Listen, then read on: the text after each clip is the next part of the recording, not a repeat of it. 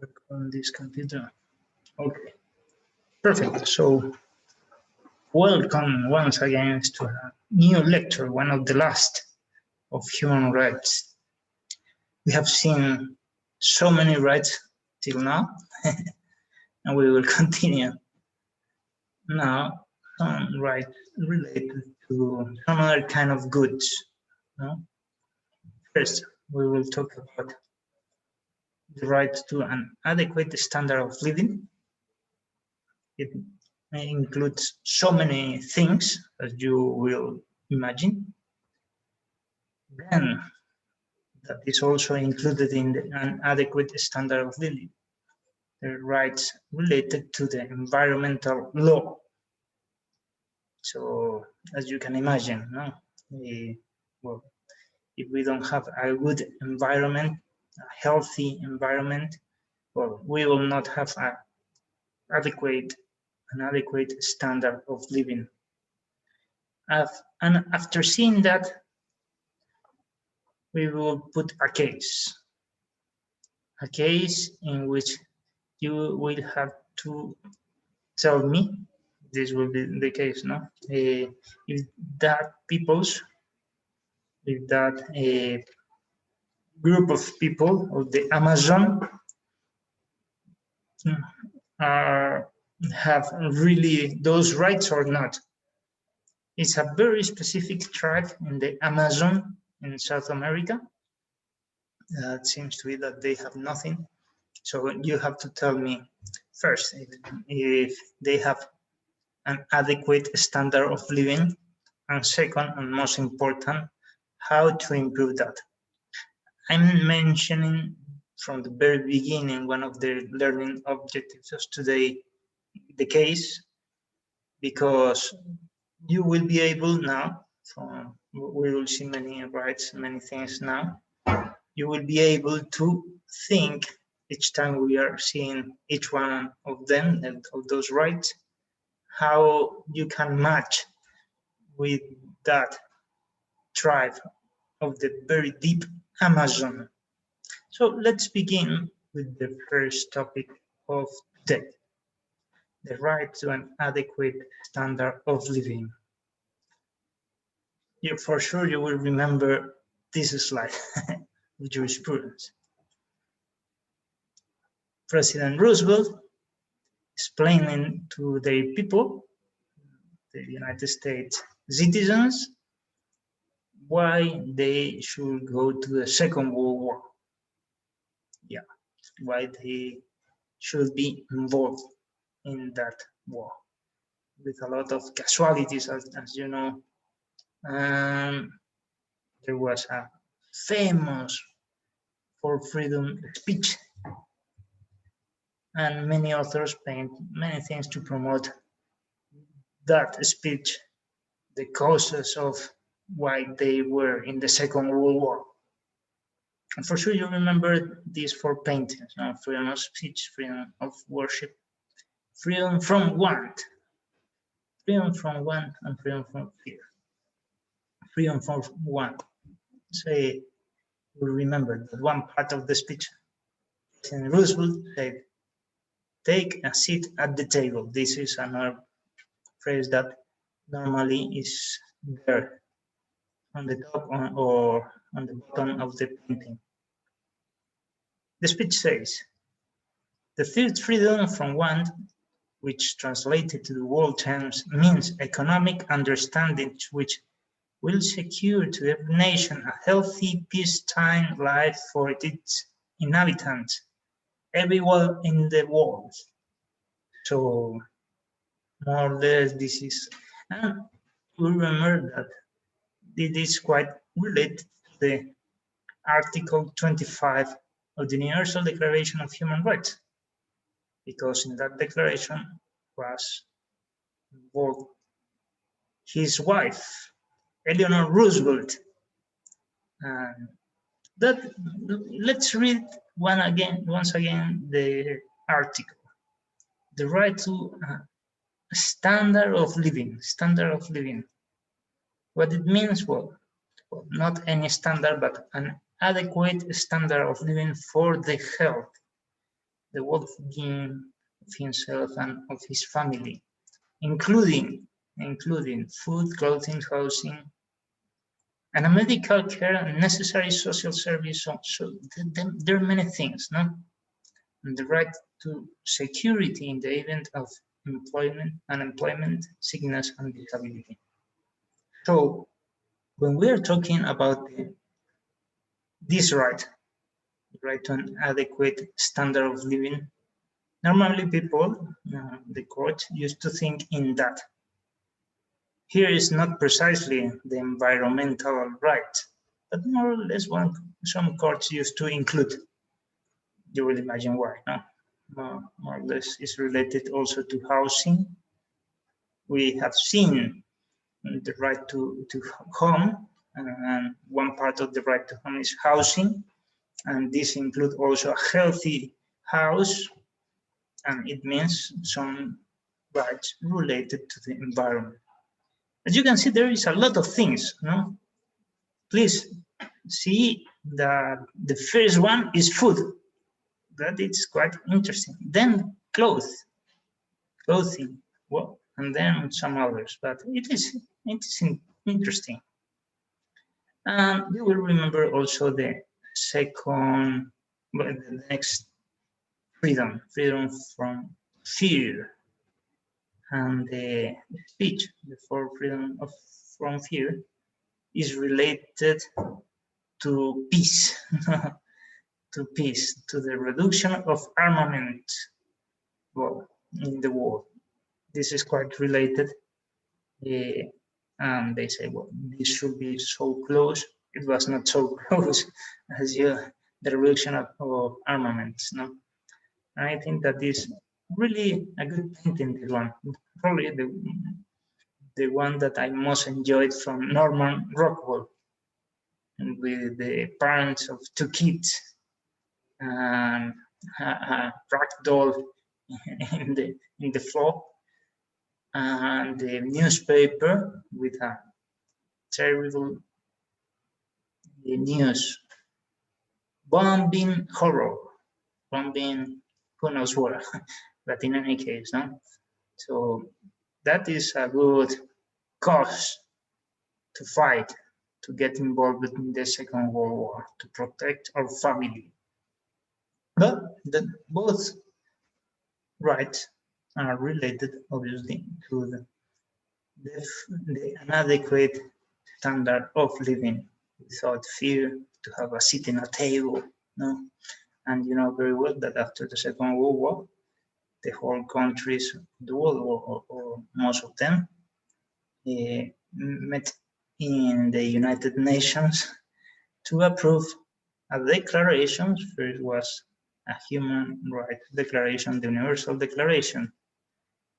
There were many people, many philosophers around the world, from China, also from France, and from the United States was also Eleanor Roosevelt, who promotes specifically one specific right, well, many, but freedom from fear and freedom from want.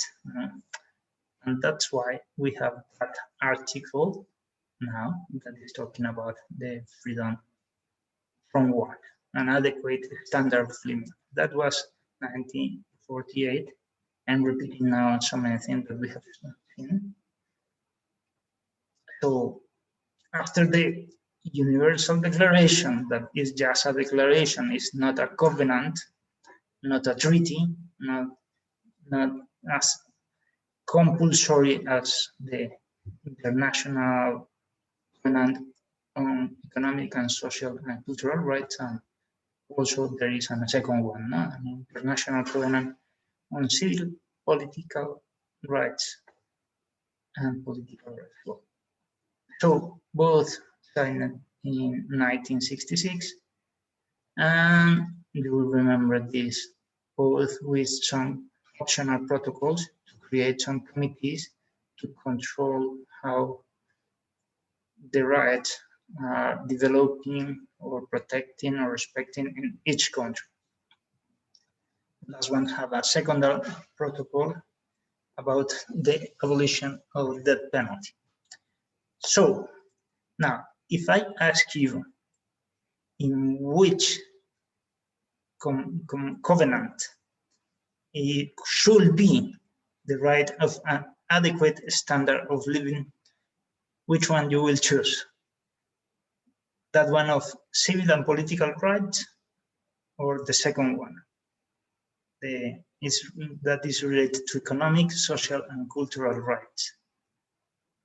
I don't know if any one of you want to try. Well, I will answer because we have not so much time today. In the first one, that is in your screen, no? The economic, social, and cultural rights. Why it will be so important? It's because it is more a programmatic covenant with programmatic obligations, duties for the state. That is the idea. That is the idea. So you can ask, I have the right to vote and I will vote. Yeah. Or I have the right to property and I can buy. But with the right to have an employment, for example, to work, it's not so easy. No, I have no work.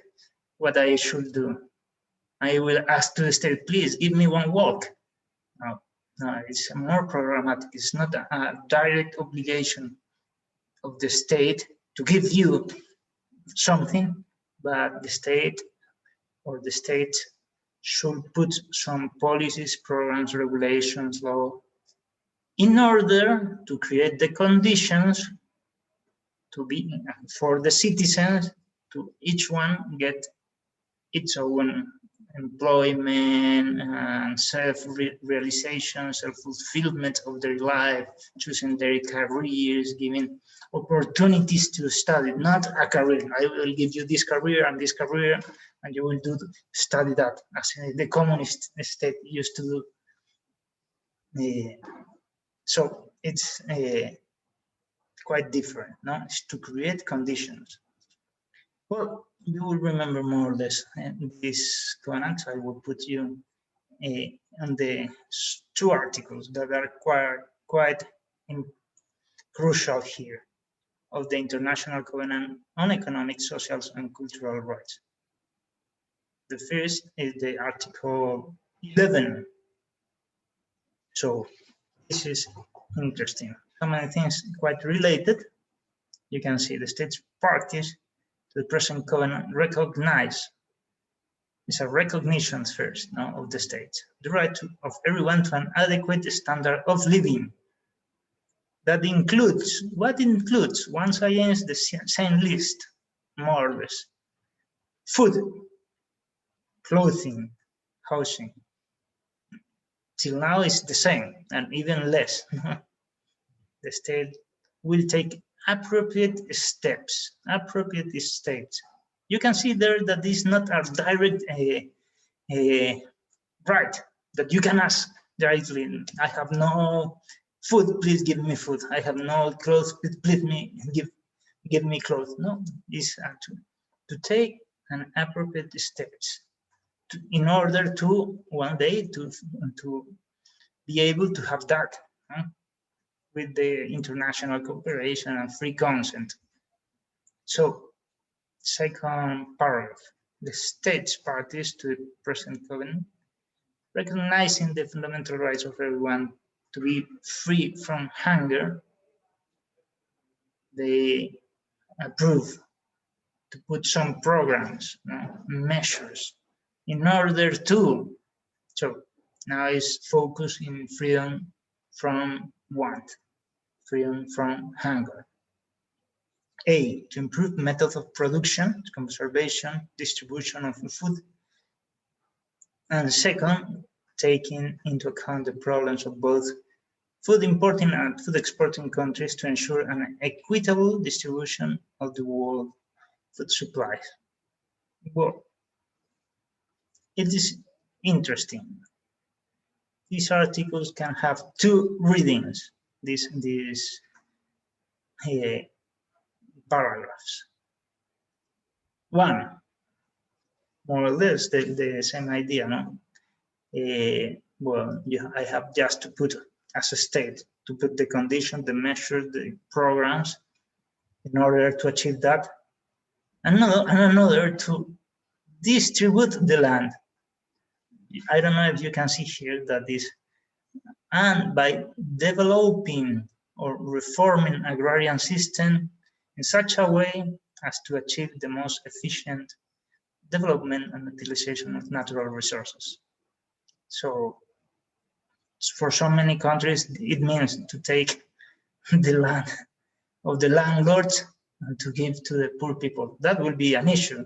You will realize next week that that was the main cause of some battles and war. Also the Chinese Civil War, as we had seen in the past. But well, at least it's clear that the state should have some specific programs, some specific measures to achieve this, no? A method of productions, good distribution of the food, and well, an equitable distribution. That are the goals. Article 11. Next article is Article 12. The states parties of the covenant recognize the right of everyone to enjoyment of the highest attainable standard of physical and mental health. We are adding new rights. You will remember the Universal Declarations put all together in the right to an adequate standard of living. Here you have split it in two articles, no? Food, clothing, housing in the first one, and here health, and then will be another. No? Well, for that is necessary the steps, the programs, the measures will put for the provision for the reduction of stillbirth rate and infant mortality for the healthy development of the child. This is a measure around the world. No? Improvement of all aspects of environmental and industrial hygiene. So here you can find also related environmental law with an adequate standard of living, prevention, treatment, and control of epidemics, coronavirus, endemics, occupational and other kind of diseases. Well, the conditions for assure to all medical service and medical attentions in the event of sickness. Well, more or less, well, food and export countries, well, once again appear here at the end for the equitable distribution. Well, this it was of the other article, not from all this. This is interesting. There are many other treaties that talks about this kind of rights, but especially you can find more or less the same things. The International Convention on the Protection of the Rights of All Migrants, Workers, and Members of their families. Yeah, as myself, I am migrant. I'm a migrant worker. So more or less the same rights of an adequate standard of living. Okay, more or less. So now we will invite to a new guest, that is the giraffe. Because the giraffe will ask some questions for you. Hello, giraffe. First question, what are the basic needs? What do you think? Basic needs, the things that you really need. Probably there could be many. Yes, Yvonne. Food, water. Food, water, good. That are so basic. Which one else? Pardon? Which one else? Anyone? Food, water, housing. Housing. Okay, housing. More or less, you add a new one that is not in the international declaration. Yeah, here you can food. You can see food. Yes, you can put also in the chat clothing. Very good, Brian. Any else basic needs? I put in internet medical care. Very good. You can find here medical care. So this, I put in internet. Please show me which one are the basic needs, and I found very incredible things. I will show you. I will show you what I found. So, but for example, this one, no, education. Do you think that this education is a basic need? Really? Or transportation? Housing is here. It's good. Health too. Some help for disabilities. This should be a basic need. Well, it's not so clear. Or yes, I don't know. What do you think? Do you will add any more basic needs?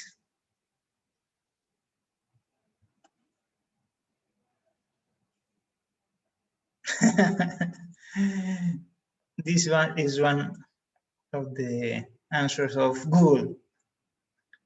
They splitting, well, distinguish 5 kind of basic human needs. Physical, food, obviously, transportation, housing.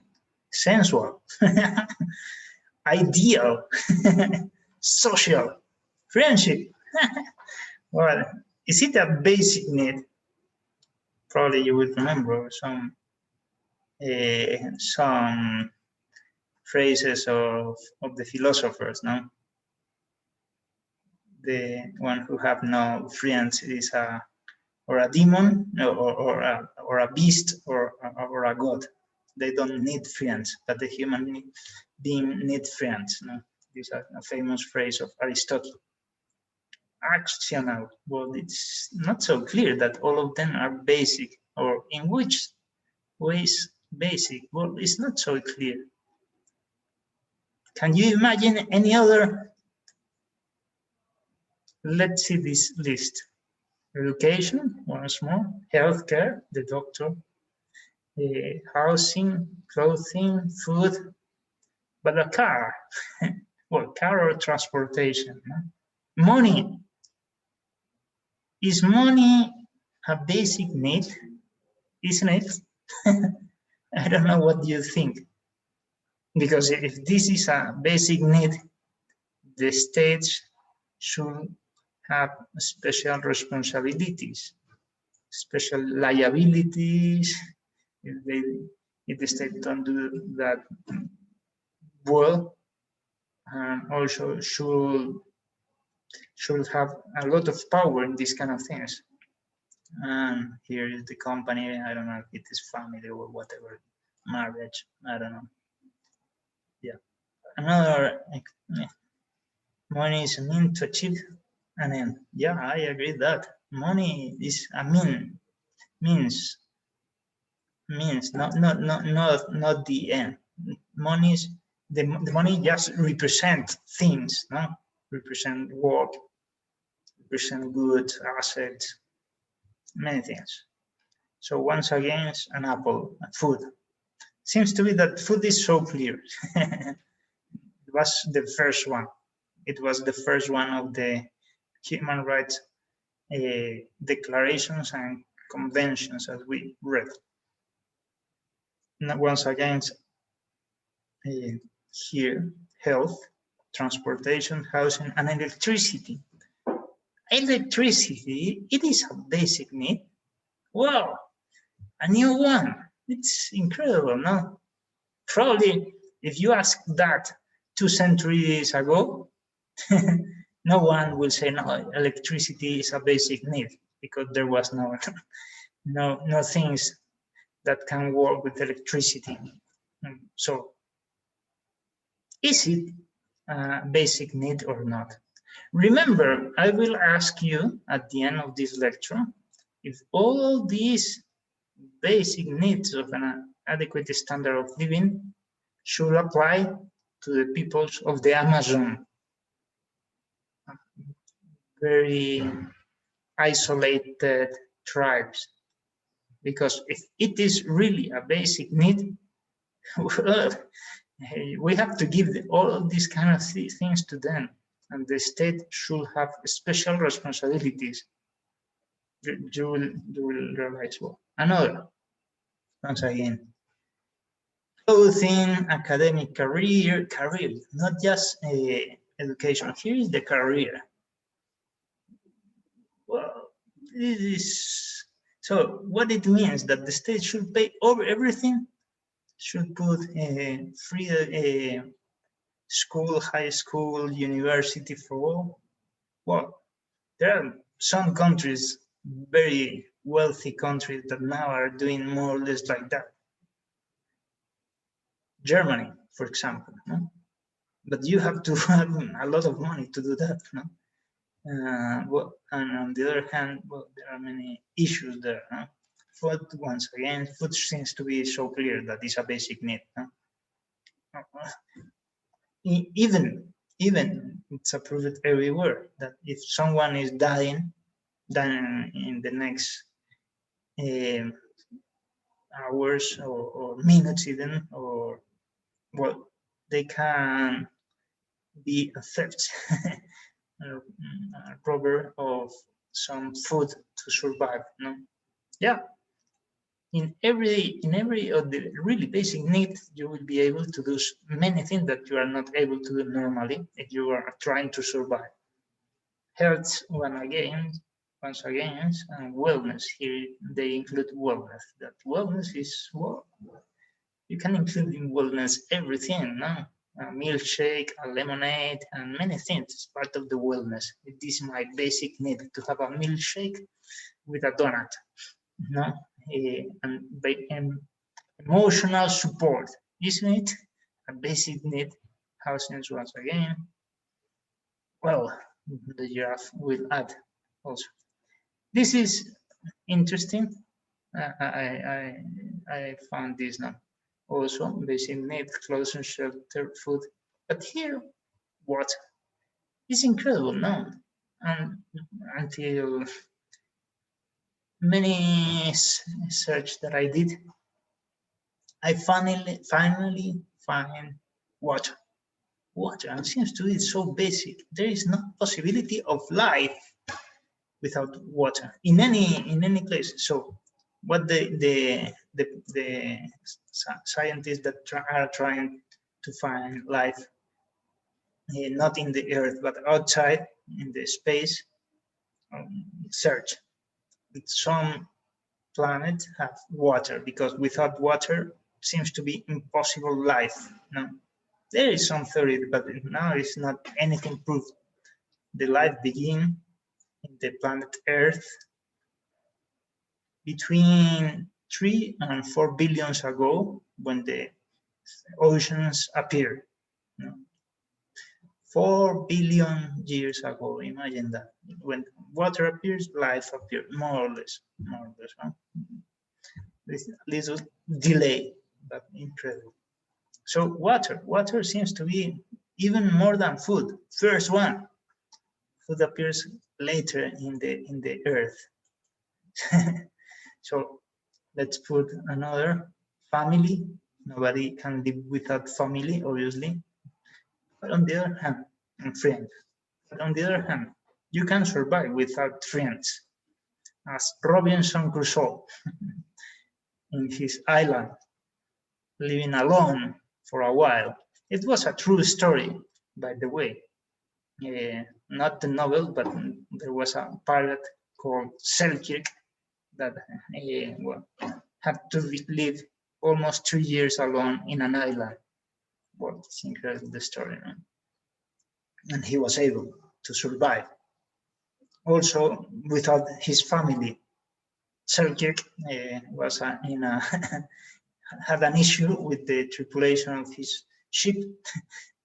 So the tripulation abandoned him in a very far island of the Pacific Ocean. And the next ship that visited that island was it was after 3 years.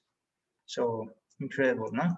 But so probably we will need to our family to survive in the first years of our life, but after that, it's not a matter of survival. And also a car. Well, it's a car is a very good thing. Probably is related to the standard of living, but it's not a basic need. That is important to ask this. What are the basic needs of the human being? Why? Because we have to protect first that needs. Then we can add, well, then we can buy a car for every citizen, and then we can give many things. But you cannot give a car if the individual is quite thirsty and hungry because he will die soon if you don't give first food and water. So once again, the giraffe will ask, what are the really basic needs? Well, you have many of them in your mind. So what do you think? What are the really basic needs of the human being? No one to try?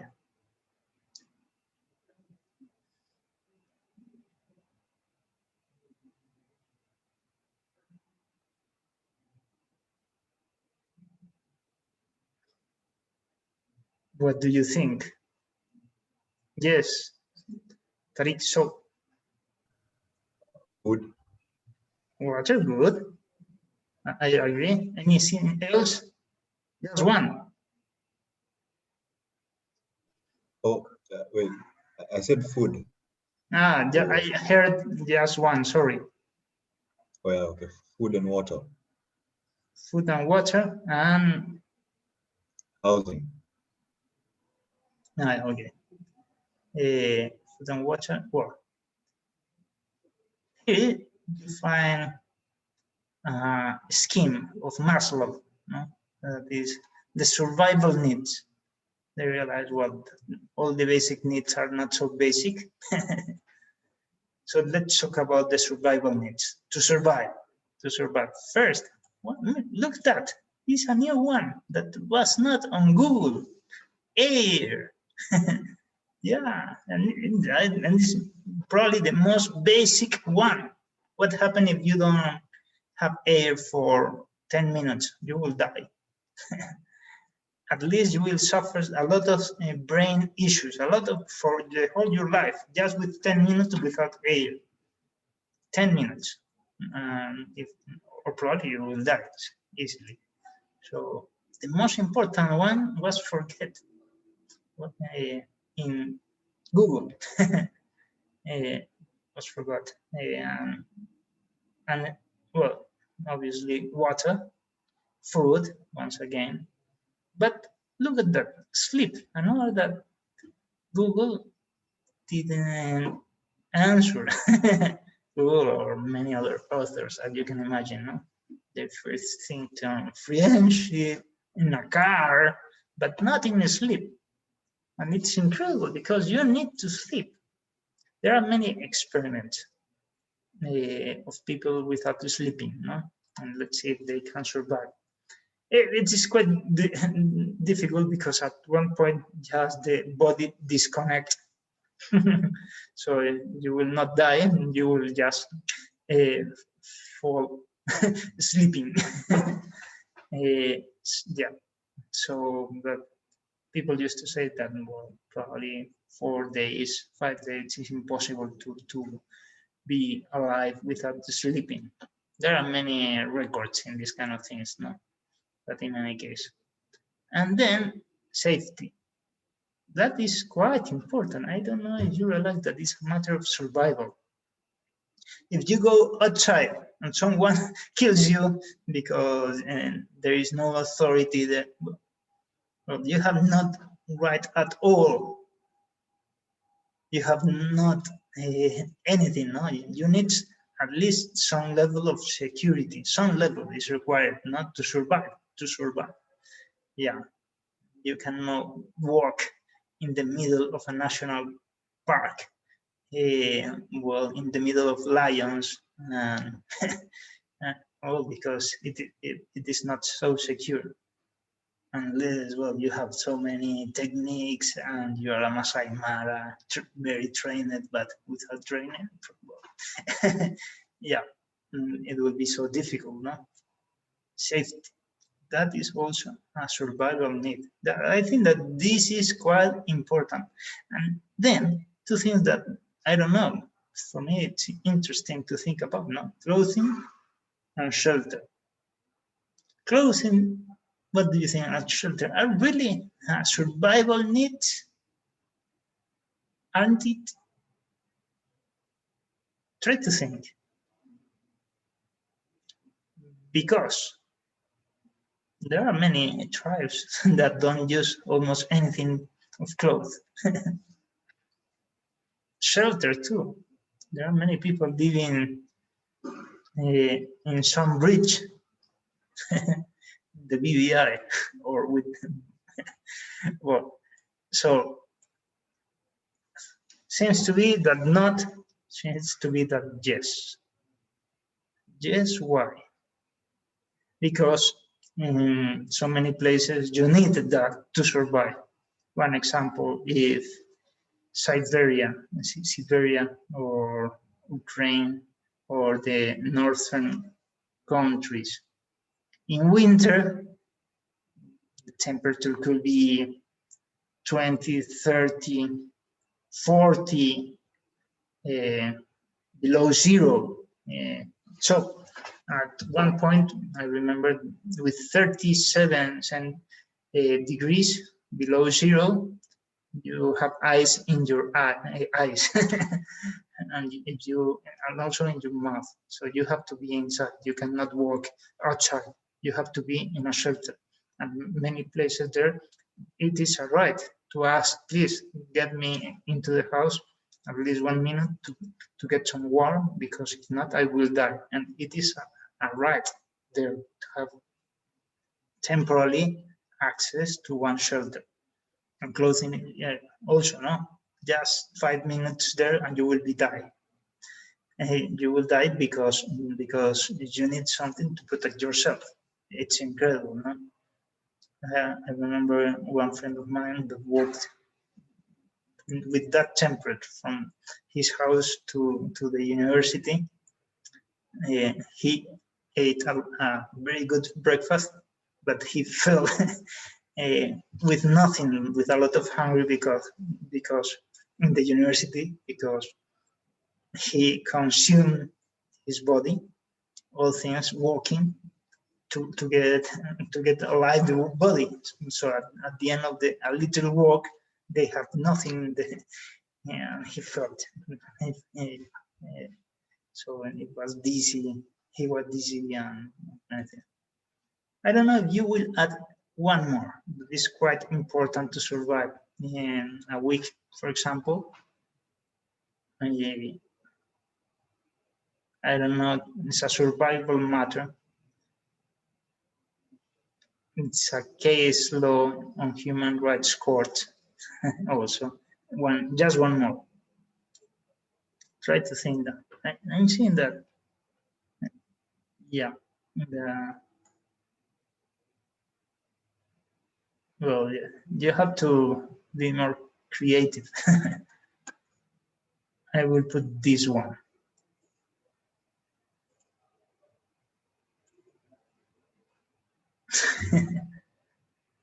Restrooms, bathrooms. Yeah, you need to do certain things.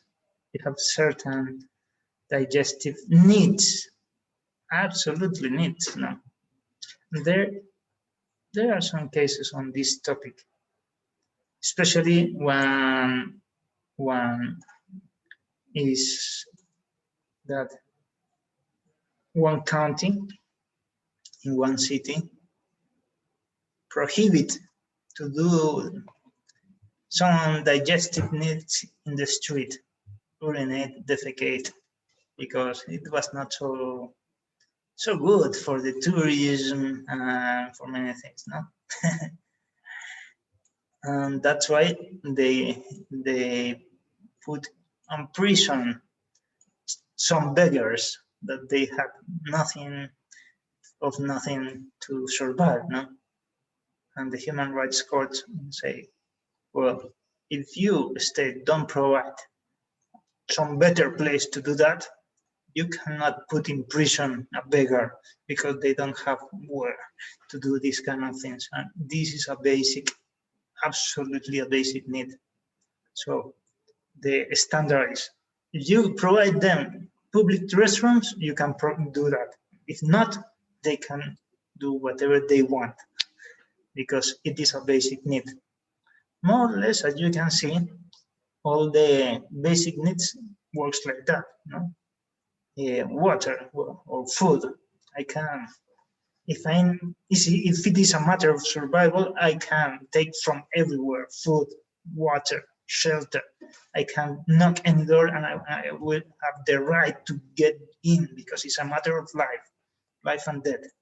So also the same would be with the clothing, with any really basic need, if it is a matter of survival. This is the first idea here. Okay, so after seeing that we can be focused in one specific need of the giraffe. The giraffe is asking us some water. Well, so we will bring to the giraffe some water. We will talk about the right water. So let's talk about water. Water for? For what a human being needs water? What do you think?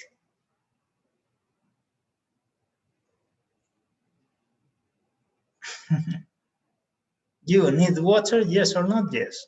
For what?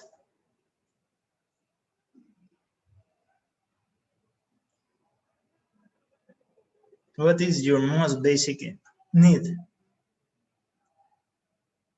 in these rights? Survival, yes.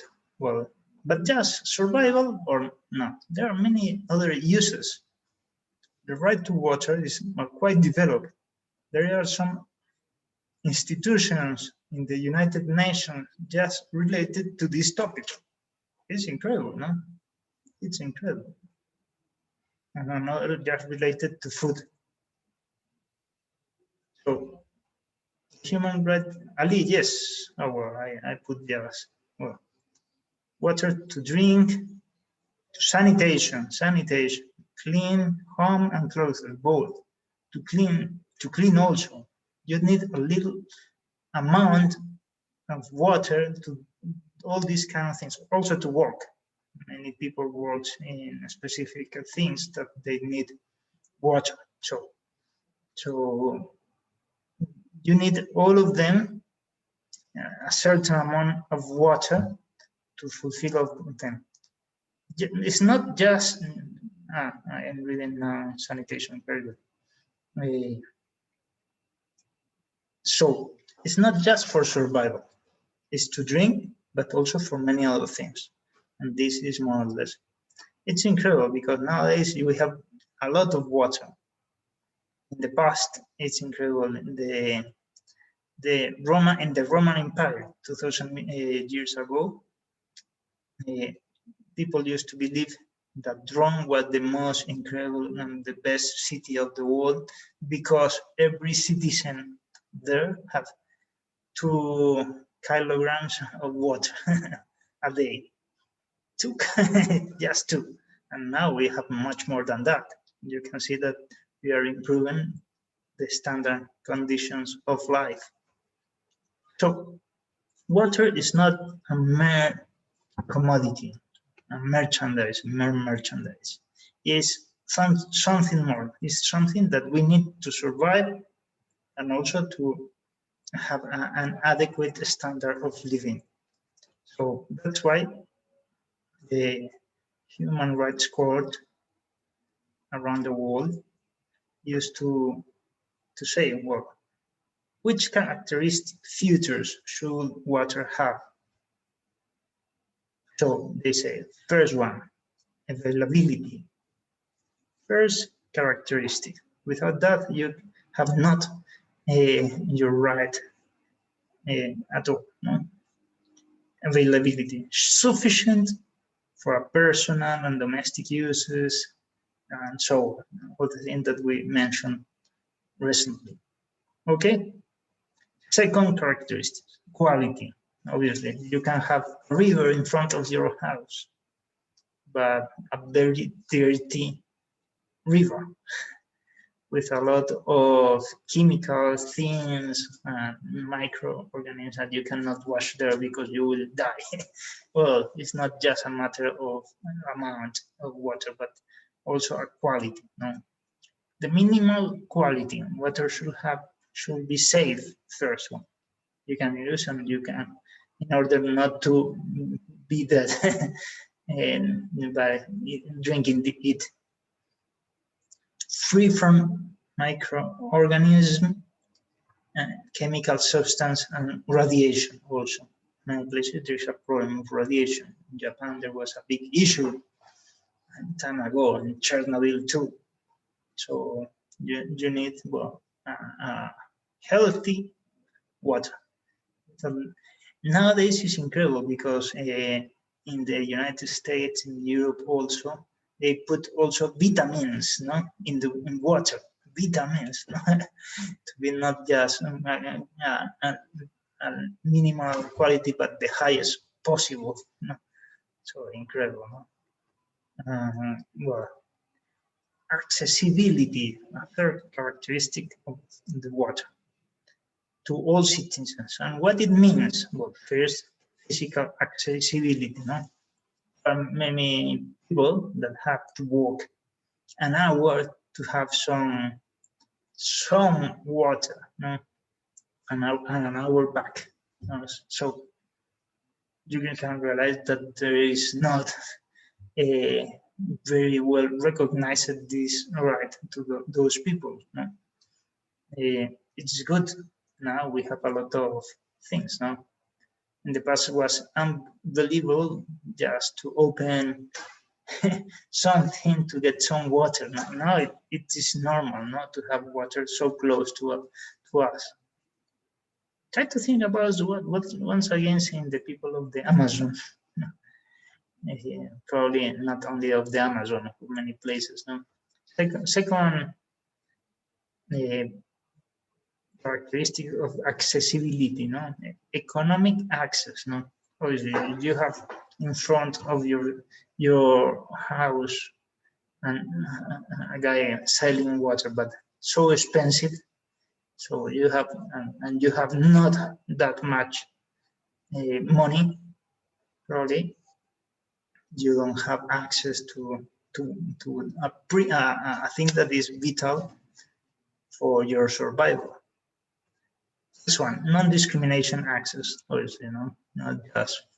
It is not a matter just of rich and poor, but also, well, I will privilege, for example, some people of the city and not other people. Well, you have to think in all peoples. All peoples. Those that are close to the city probably is easier to give them some physical accessibility, but also those that are far. This is not easy to solve the right to water for those that are far. So, and finally, information access.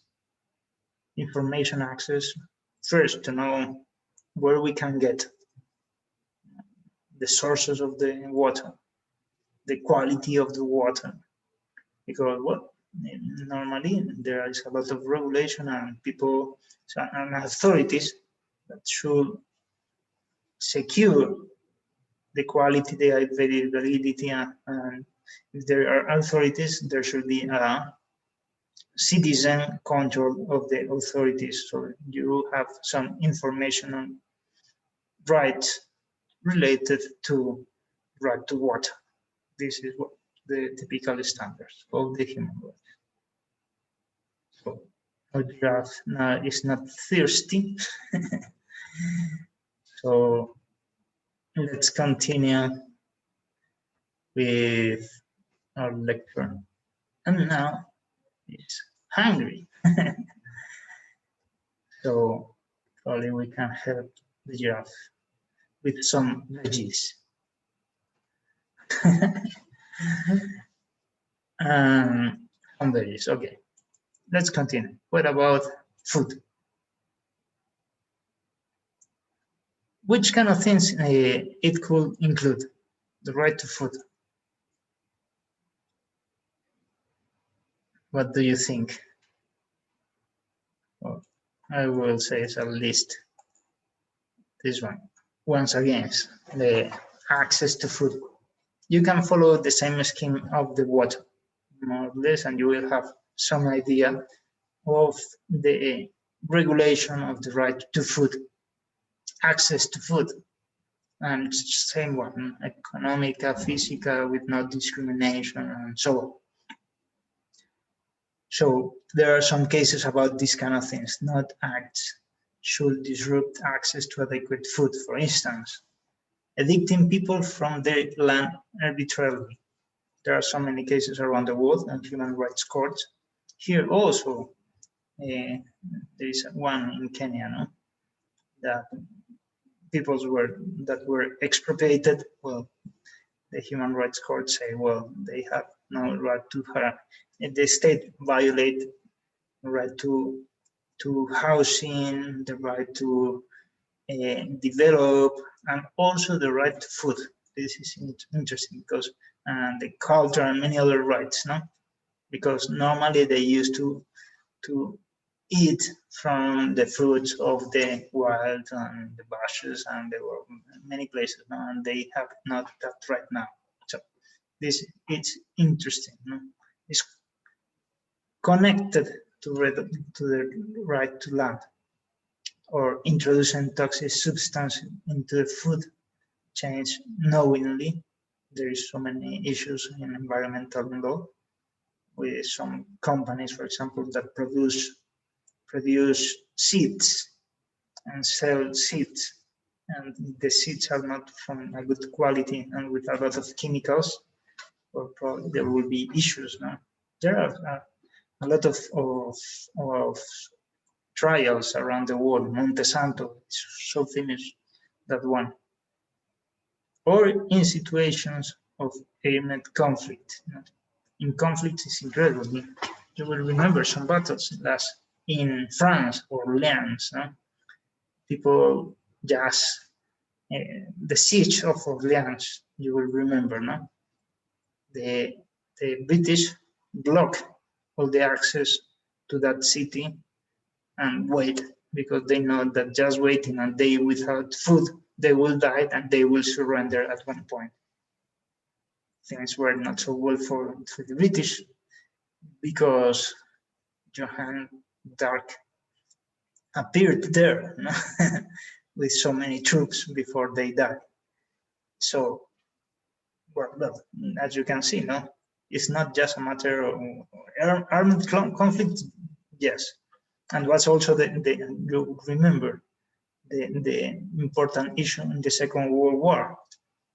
The Nazi submarines tried to attack all the provisions that came from the United States. No, well, it is an important issue in every war, but also many times is in the market. No, there are people that try to speculate with food, no? Or destroying productive resources and blocking the provision of relief food supplies to the civilian population. That are important issues. These are also in some treaties of human rights related to war. Second characteristic or right related to the food, universality to all people. Well, there is a duty in the authorities to provide a minimum for a subsistence if someone, for example, for the beggars of one city.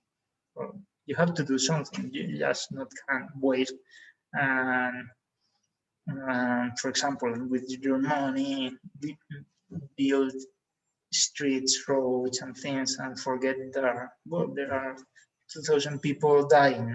No. First you have to put your money to give some means of survival. This is a matter of survival, and then you can do streets and whatever you want. But this is a survival need, not just basic, but survival need. So finally, access to land is quite connected, in equality terms, conditions. Women, this is a data that you will find in the readings, Women make up 80% of the world's agricultural labor, but only are the owners of the 1% of the land. Incredible, no? So it means that, well, something should change here, no? There are a lot of cultures here. That's also true. Many times, well, women have, in some sense, the land by their mates, their spouses, but well, there is something that is not so clear here, no? Equality, from not to the access of the land to the land. There was an issue in many battles, as we have seen, in China, the Soviets, we will see next week, and many other of them. So there are many visions here. I told you the Article 12, 11 of the International Economic, Social, and Cultural Rights have two readings. One more socialist, more or less.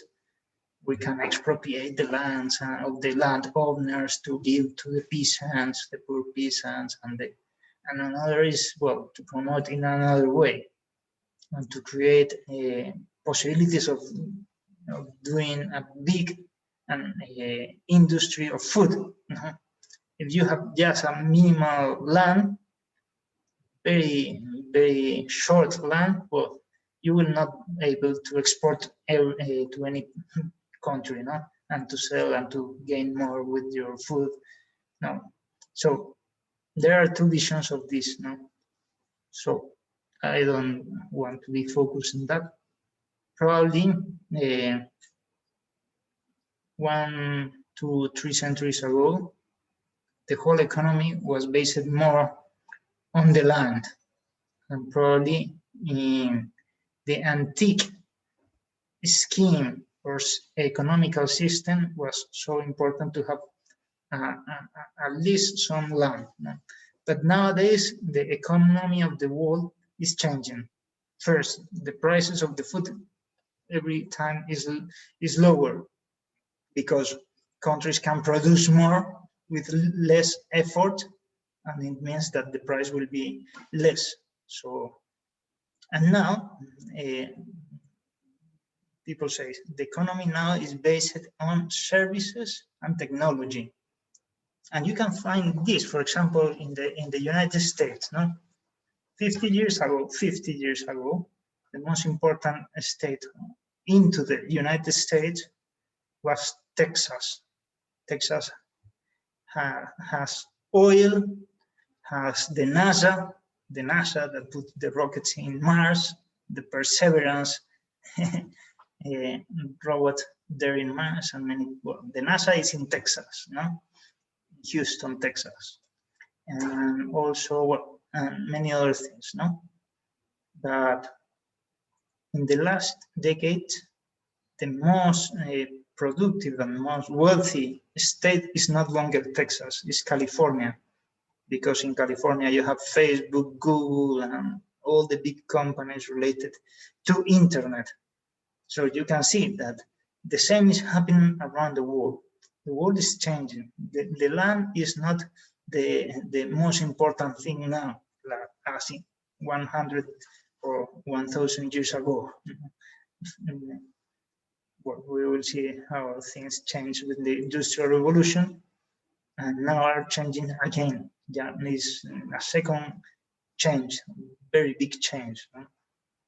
So also seems to be that it is enough for our giraffe with the food, with the drink. She's saying bye to us. And I think that we can conclude the first part of the lecture here. The next part, we will see the environmental rights and some tests. But we can have this break now. So 10 minutes of break. Okay. Hello, you again. Let's continue with our lecture after the break. And now we will be focused on environmental rights. It will be so interesting because you will see so many data, so many things. It's just an introduction to environmental law. And here we will see a new war. Do you remember which one is this country? We have seen that. You will remember this, right? This picture of a warrior in the Vietnam War. It is quite interesting. Why? Well, you will remember that there was a lot of issues with the Enigma machine, and after that, many other communications encrypted, and encryption was an issue, a weapon of war, and this was a weapon, no? How to communicate with a guy in the other part of the world with a lot of security. Well, we will see now with more detail the War of Vietnam. You will remember there that there was an issue between the communist states and the states of the winner of the Second World War, that were also the United States and many countries, Europe, France, that promotes exactly the contrary of communism, no? Liberalism. So there were many people of China and the Soviets too promoting the communists in Vietnam after the Second World War. And there were also many, at that time, at the very beginning, people from France promoting exactly the contrary, you know, democracy and many other things in the South, and supporting them also with soldiers. At the very beginning was the French support, but the French support, they had a lot of issues there, as the States also. So they decided to leave from Vietnam in 1954. So after the first war, there was the Second Indochina War, the second, or Vietnam War, or American War, is the same, no? The Second War. First with the French people, and second with the people of the United States, and also some other countries helped United States.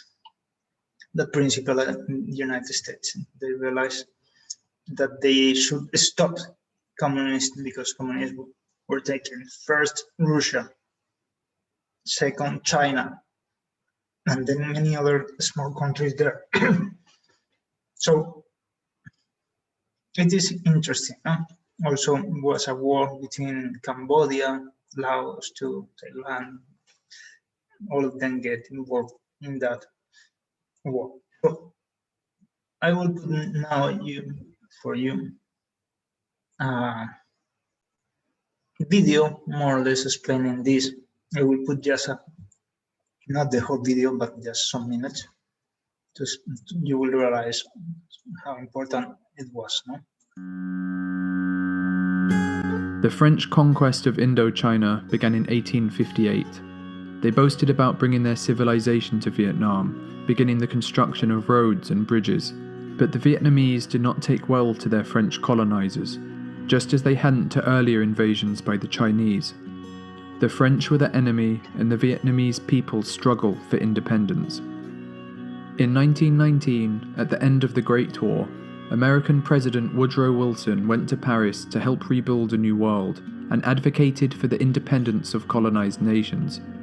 Upon his stay in France, a man appeared with a petition for the president, signed by himself and other Vietnamese nationalists, asking that Vietnam too become an independent state.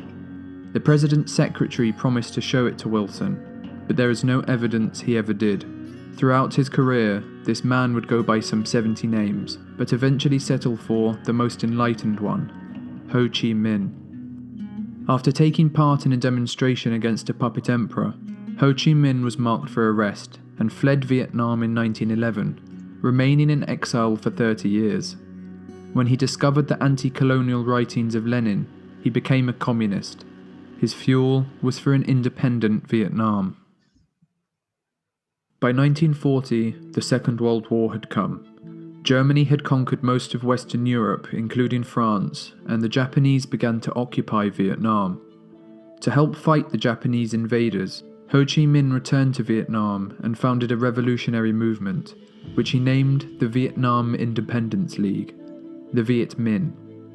This new fighting force grew quickly and relied on guerrilla warfare tactics, hit-and-run strategies that would later be used some 3 decades later when the Americans arrived. In the spring of 1945, 3 years after the Japanese attack on Pearl Harbor, the United States government were looking for ways to undermine Japanese forces in Vietnam when they were contacted by Ho Chi Minh. The OSS, the precursors for the CIA, supplied Ho and his guerrilla fighters with weapons and were impressed with how quickly they learned to handle them. Ho began to call his followers the Viet American Army and praised the United States as a champion of democracy.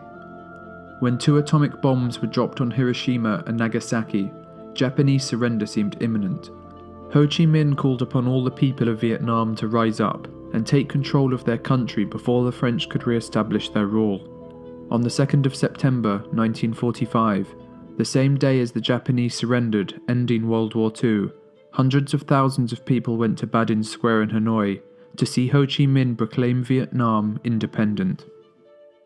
The future looked promising, but President Franklin Roosevelt, who had campaigned for a world of independent self-governing states, was now dead, and his successor, Harry Truman, was facing an entirely different world.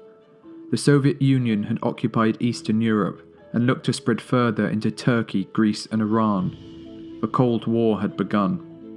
The French warned if their colonies were to become independent under American assistance, France would have no choice but to fall under Soviet influence. The French poured thousands of men back into Vietnam with the help of American aid. In 1950, Communist North Korea invaded South Korea. Domino theory was at the height of political thought, the idea that if one nation fell to communism, others would as well. The United States sent tens of thousands of troops to push the invaders back north. They did so successfully, and it showed Western powers that communism in Asia could be contained.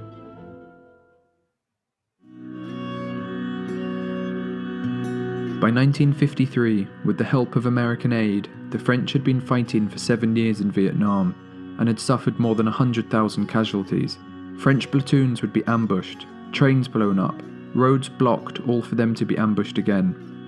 The Viet Minh supplied by the Soviets and Chinese were a force to be reckoned with. The French were demoralized, and so proposed to begin talks to end the fighting. Before the talks began, however, both sides tried to enforce their military positioning. The French set up a fortified base in Dien Bien Phu, believing any altercation would result in a French victory. So confident, in fact, they saw no need to worry about the jungle-covered hills that overlooked their 11,000 men. 50,000 Vietnamese soldiers then surrounded the valley, and their heavy artillery began to fire. The French were trapped. After 55 days of brutal attack, the French surrendered, having lost 8,000 troops. After 100 years of colonial rule, the French were leaving. This decisive victory for the Viet Minh installed a belief that they could fight a great Western power and win. An armistice was then signed, splitting Vietnam into two parts along the 17th parallel, separated by a demilitarized zone. Civilians had 300 days to relocate to their preferred destination, and so 900,000 refugees fled to the south, seeking a life free from communism. The south would become known as the Republic of Vietnam, with Diem as its president in the capital of Saigon and protected by the Army of the Republic of Vietnam, the ARVN. In the north, the capital would become Hanoi, where Ho Chi Minh and the communists implemented land reforms, similar to those under Mao, leaving thousands dead and imprisoned. The Viet Cong and their leaders were willing to break the peace, to head south along what would soon be called the Ho Chi Minh Trail and fight for a united Vietnam.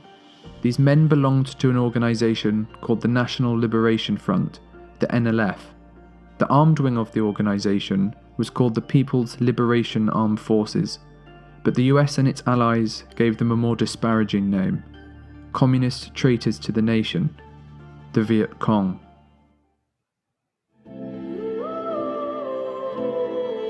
John F. Kennedy had been elected, and Cold War tensions were at new heights. The lessons from the Second World War were on every policymaker's mind.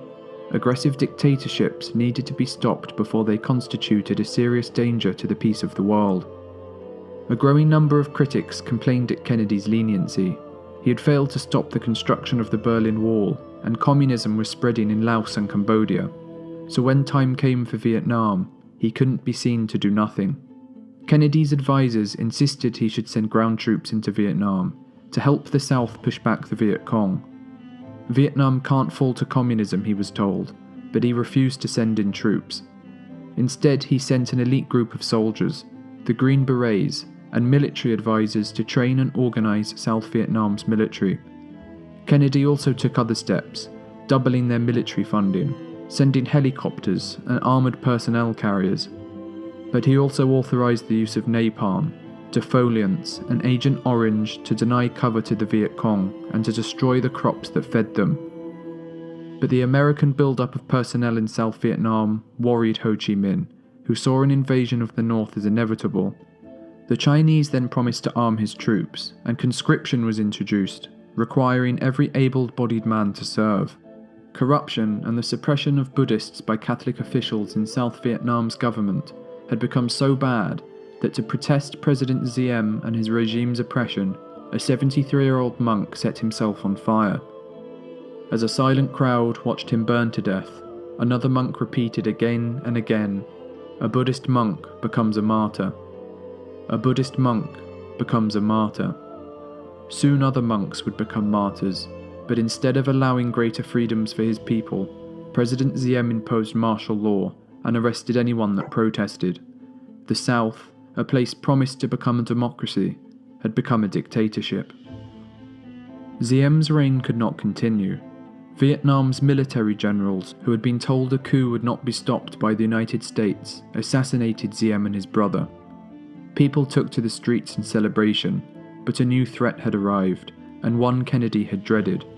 Who was to replace him? Kennedy would not live to see the question he had pondered. He was assassinated on the 22nd of November 1963, and his Vice President Lyndon B. Johnson was now in charge.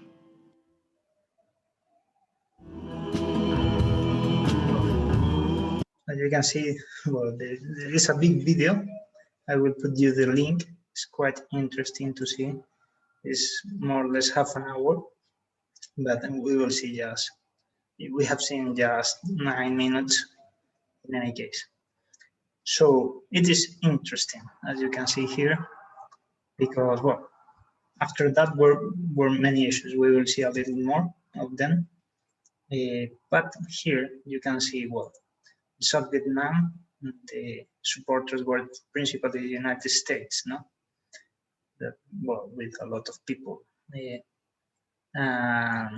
Also Laos, this republic, and also, well, many others, no? Australia too, and Philippines, they gave support. And in the north, well, China, the Soviets also, all the communist countries. So the war began in 1955, 20 years war, because it ends in 1975.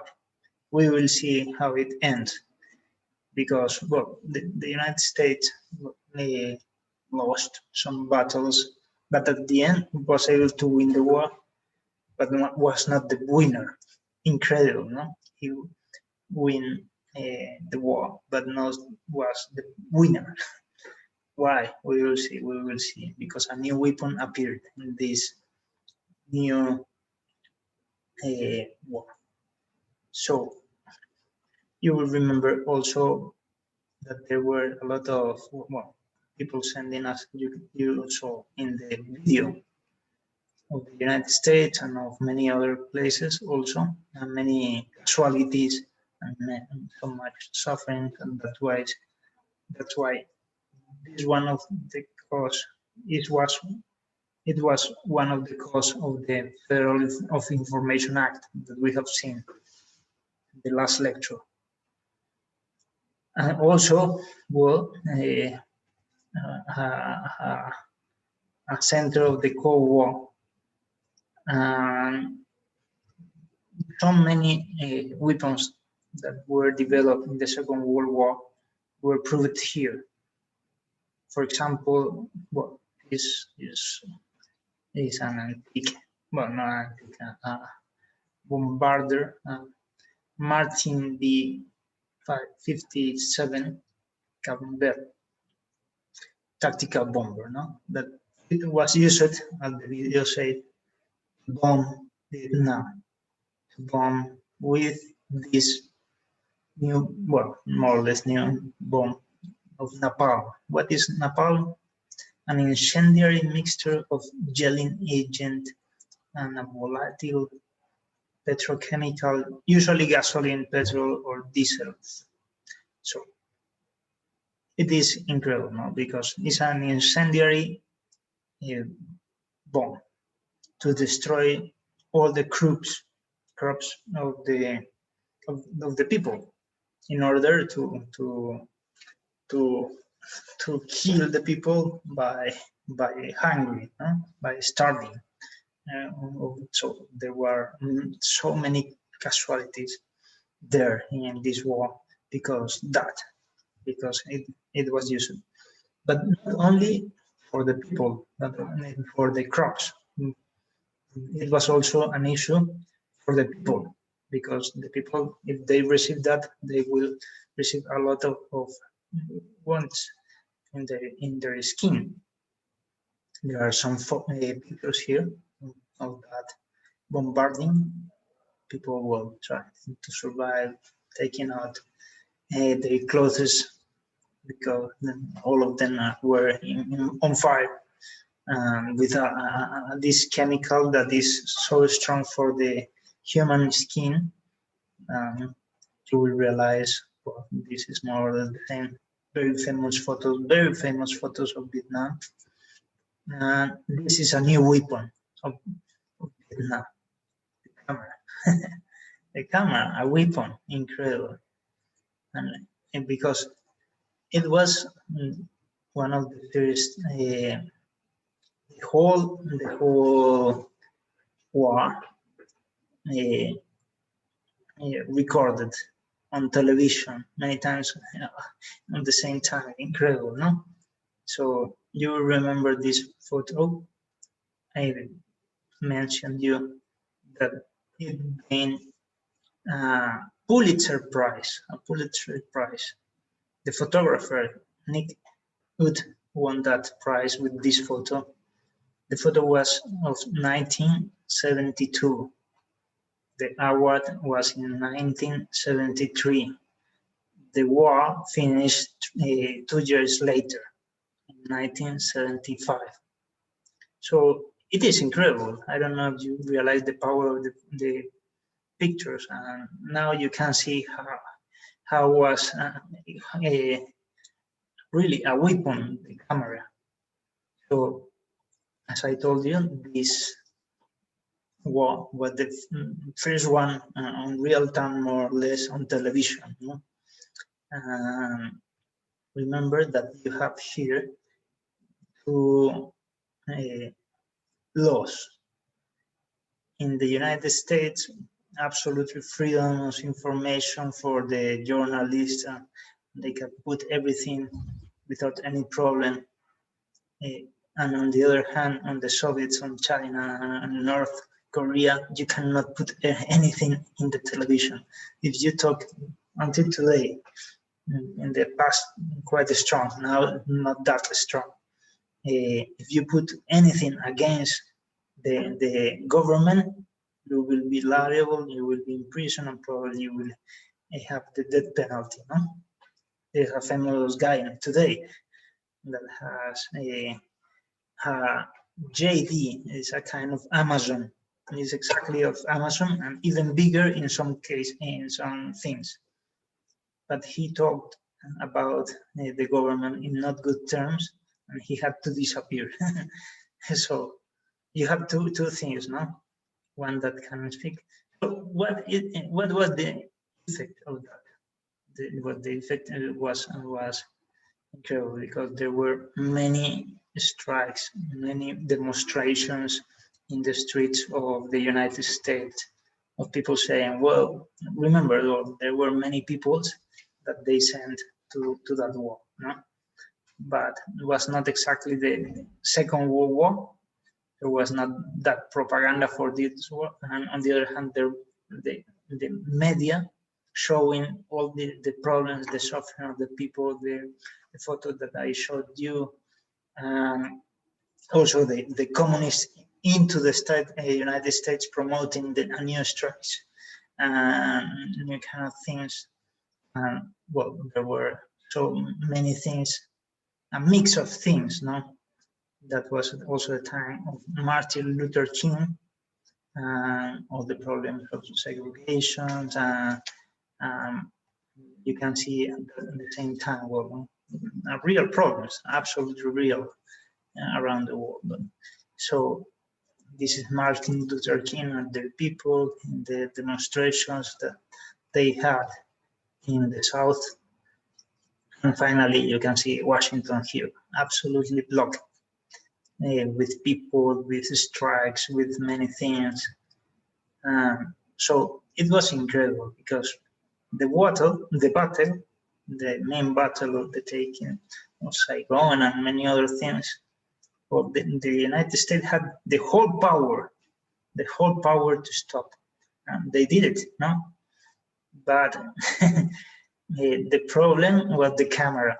With the camera, the presidents decide, well, I cannot continue with that in my country. I have to stop. There was a first attempt to sign a treaty, but there were many issues. If you see the video, I will show you the link. You will realize what happened, no? Political issues. But in 1975, they decided, well, let's be focusing on other things to win the elections too, and we will sign peace, the Treaty of Peace, and we will leave from Vietnam. They realized that they will leave if the communists will take the country, no? And that happened. They left Vietnam, and the others take advantage of that. And there were many other new battles that you can read. But this it is interesting, no? Well, so we have seen the practice, more the strength of each people, and you can see here now the casualties.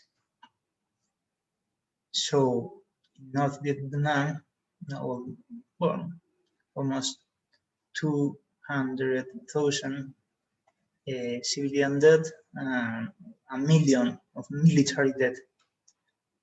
In the south, the double of the civilian dead twice, and military dead were less, much less, as you can see, one than many more, no? Also, there was a big battle here, you know? And also, it's not just a matter of the battle, how many deaths, but what it means for the war, the Cold War, no? Who will win, who will... Remember, we had, before that, 2 World War, no? Because people want more territory, countries want more territory. So it means if it is equilibrated or not. There were many issues behind that war. So you can see Laos, also Philippines, and well, here the Soviet Union, just 16 dead, well, and so on. So I think that is quite interesting. This to understand well how it is important to take care of many things. No? First, after that battle, there were many treaties that the nations, the countries around the world signed about weapons. For example, the Theological Weapons Convention, the Convention of certain conventional weapons, the well, many chemical weapons conventions, because they realize we cannot destroy our Earth or planet, you know, and kill people just by the way of starvation, as in the antique war, you know, as in the Orleans siege and in many other battles. No? We have to stop that.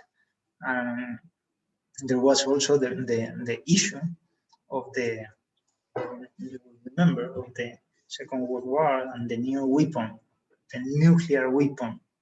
Now we have bombs that are worse than that, probably 100 or even more times than that one of Nagasaki and Hiroshima in Japan. Yeah, 100 bombs. You can destroy well, a complete city easily with one big city. I mean, with many million people, with one bomb today, and even you can change the map of the Earth with nuclear weapons. So remember the thing that I showed you, the freedom from fear. What was the aim of the fourth freedom? The last one, well, the disarmament, to the reduction of armament in the world, especially after that of the nuclear weapons. But now we have much more than that. And they have also, well, China and many other countries, the nuclear possibilities to destroy, well, not just the states, but the whole world. It's incredible. No? So this is an issue today, as you can see. The aim of the fourth freedom from fear, was not really a success aim, not achieved at all. So that was one of the series of treaties. But another was about nuclear safety. That is many things around that, no? Well, assistance in case of nuclear accident that happened in Chernobyl, you will remember. That happened also in Japan. Those both are the biggest one. Well, with a lot of issues still today. Well, you have many things in that area, a lot of radiation. They don't know how to deal with many of those things. That's why there were many treaties of these kind of things. So there was another set of treaties after the Second World War, also related to the atmosphere. They realized that there could be some problems, no, of pollution first. No, it was quite clear, and well, we will see something about the climate change. But first, the conventions, no. The thing that we realize, no, that many cities are quite polluted, no. London was incredible; you cannot walk without. Now is quite well, better than in the past, but at the very beginning was incredible after the Second World War. The same with the United States. No? You cannot walk in many cities. Now they are better. We will see also. And it's incredible because with coronavirus, we realized that we can clean the cities without transportation. No? It's incredible. No? You have the same pictures from the airplane, for example, that you can realize that it's quite different, or as satellite. Well, in just few months of not using, well, transportation and many other things. So this time for research, for scientific research about pollution is incredible. It's the best time the last year because coronavirus. Incredible. Probably you have seen something about this, no? So there were many other treaties about. Probably the most important one is Kyoto. Here, bold, highlighted. Kyoto, the Kyoto Protocol. It's just not a. The Kyoto Protocol puts also some aims of reduction of CO2 in every country. The United States at the beginning decided not to follow that because there are many aims that it's so difficult to achieve.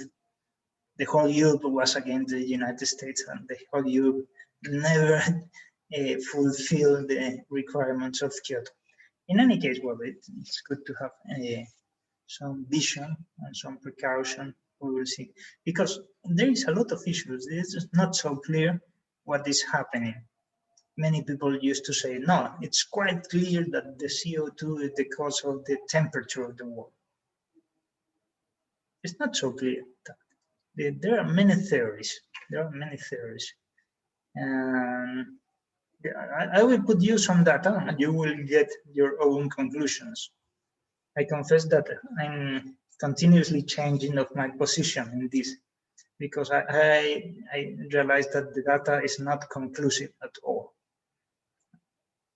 I was absolutely convinced of this first theory, that the cause of the warmth of the planet was of the sun, because this theory was the most successful theory to predict how the weather in the Earth will be in the next month, in the next 2 months, in the next 3 months. The sun. If you want to see why we are hot, look the sun. The sun is a very big ball of fire that can hit the Earth. I will explain with a little detail. This theory is not mine, by the way. It's many scientists support that, especially some years ago, and they think that this is the cause. They realize, well, you can see also here in the solar system, Pluto and other dwarf planets. I don't know if you know all of them. Well, it's good to remember, no? Very small planets. Very small, no? Even less than our moon. Well, I don't know.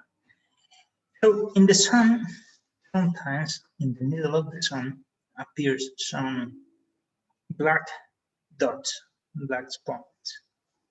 Yeah, because the activity of the sun is not always the same. There are times that it's bigger and another that is less the activity. And when the black point appears in the middle of the sun, it means that there will be a lot of activity, a lot of energy, and there will be more delivering of energy in the solar system. And it will obviously hit more of the planets, not just the Earth, all the planets.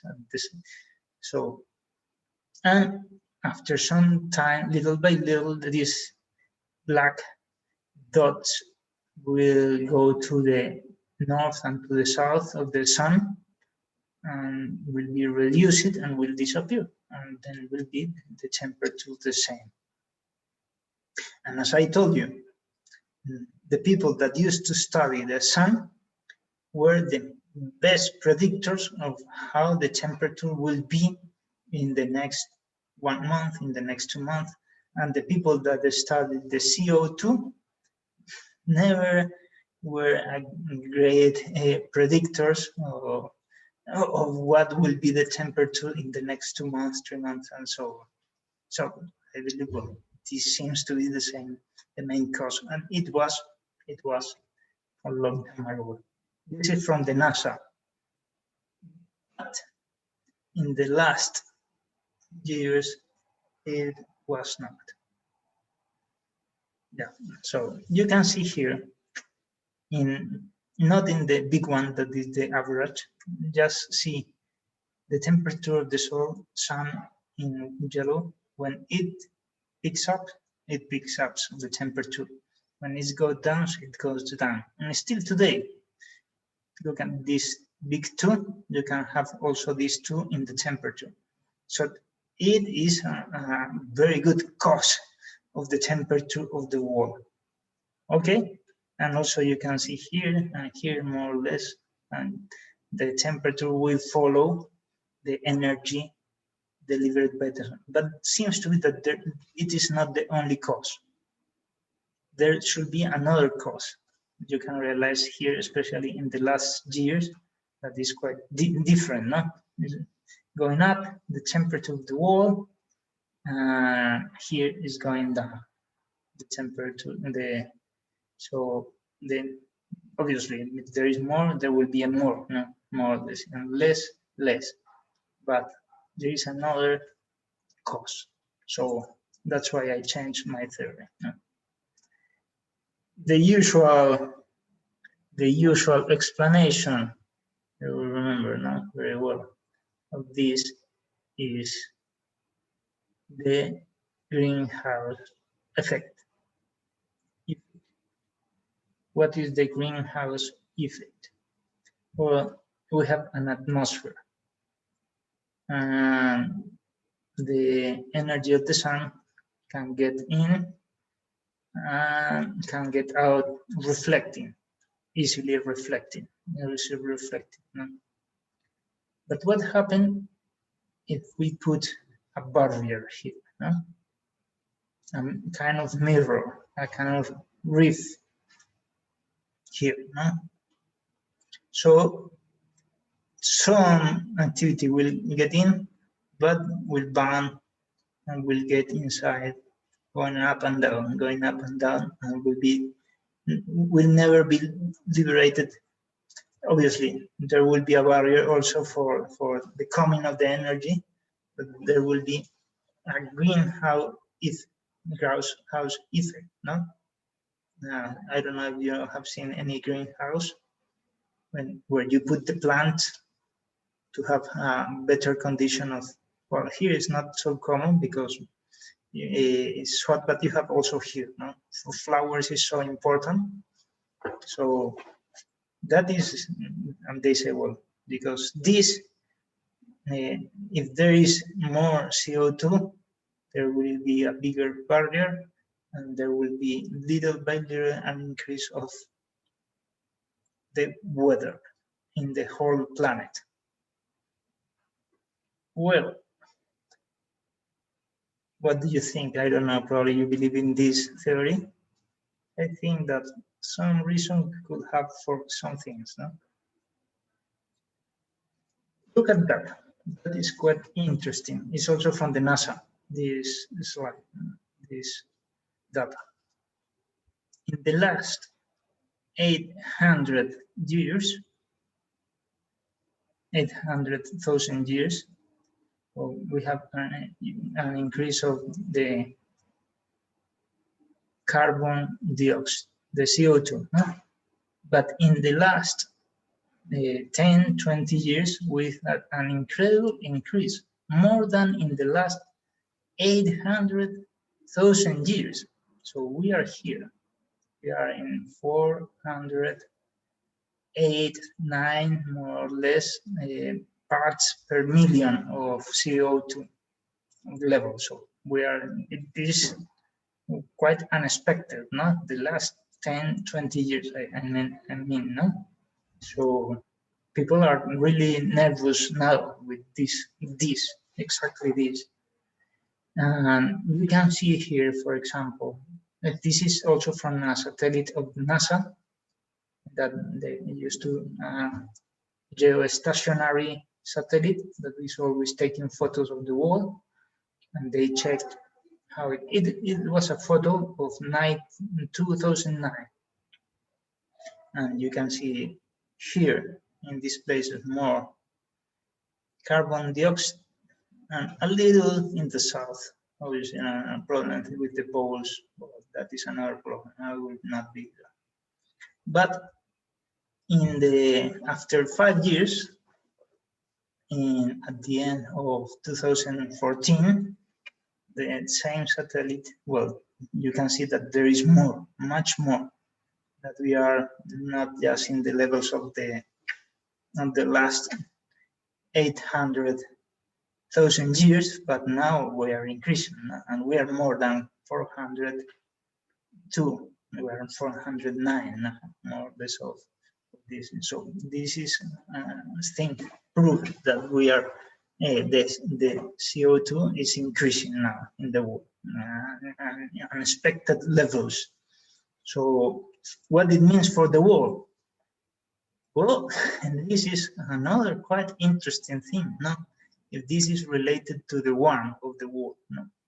You can see here, more or less, the temperature in the last, this is just in the last 400,000 years. You know this because the ice in each year is accumulating in the North and in the South Pole. And when you have ice, you have also the levels of CO2 in the planet, more or less. And that's why they know very well how it was from very far ago. You will see. There is a lot of proof on the oceans, and well, there are three great proofs about how it was, no? These kind of things. So you can see here that the level is quite related to the CO2. And there is another issue. Well, you can see that this is related, no? When it is going up, it is going up. When it is going down, it is going down. There is an issue here, no? So, by the way, who is going first? The CO2 or the temperature? Some people say, no, you have to realize that first is the temperature, and then the effect is the increasing of CO2. It's not so easy to read this. So the first is the red one, and the effect is the contrary. But now you can see here that there is a very big increase, more than in the last 4 glaciations. 4 glaciations, 1, 2, 3, 4, yeah. Glaciations, we are higher, but the temperature is not that higher. So what happened? Why is not that higher? It's quite interesting. Well, on the other hand, we have the level of the sea. Also some proofs we have, no? And it's obvious, no? If you have more temperature in the world, there will be less ice in the mountains, less ice in the North and the South Pole, and the level of the sea will get higher. There is now some island that is almost disappearing because the level of the sea is going a little up.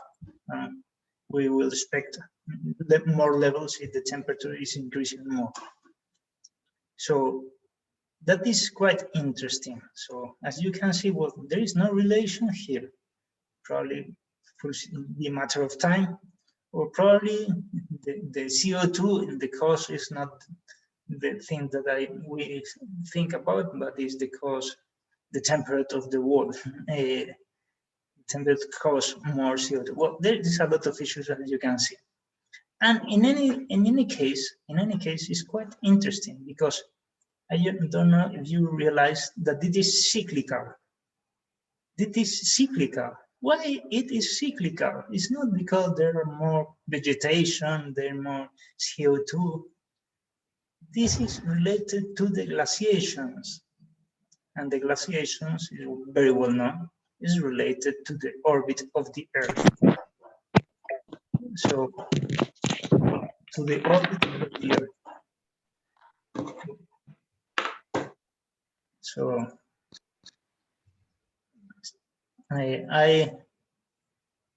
what happened here? That from time to time, the Earth is closer to the orbit of the Earth is closer to the Sun. And if it's closer to the Sun, it will be hot. And from time to time, it will be far. And well, if it is far, you will realize that probably if we don't receive that much sun, we will be cold. So I will explain this with this graphic. I think that is quite interesting. No? Sometimes the orbit is like this, and some other times every 40 years is more or less. This is cyclical, is in that. And also have to be with the tilt. This is the tilt of the Earth. No? When it's in that kind of orbit, it's more elliptical.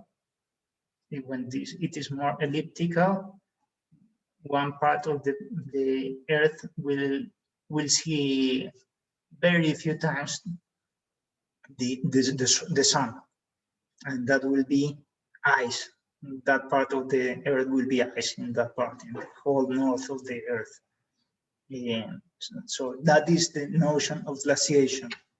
And you can see here that the glaciations and the temperature is probably the cause of the CO2 because it is elliptical. It is elliptical. The elliptical seems to be with the elliptical that is quite measured of the elliptical orbit of the Earth.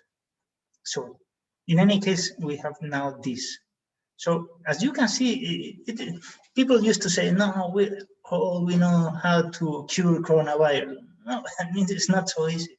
There are many issues, you know, many data. There are many unconclusive things.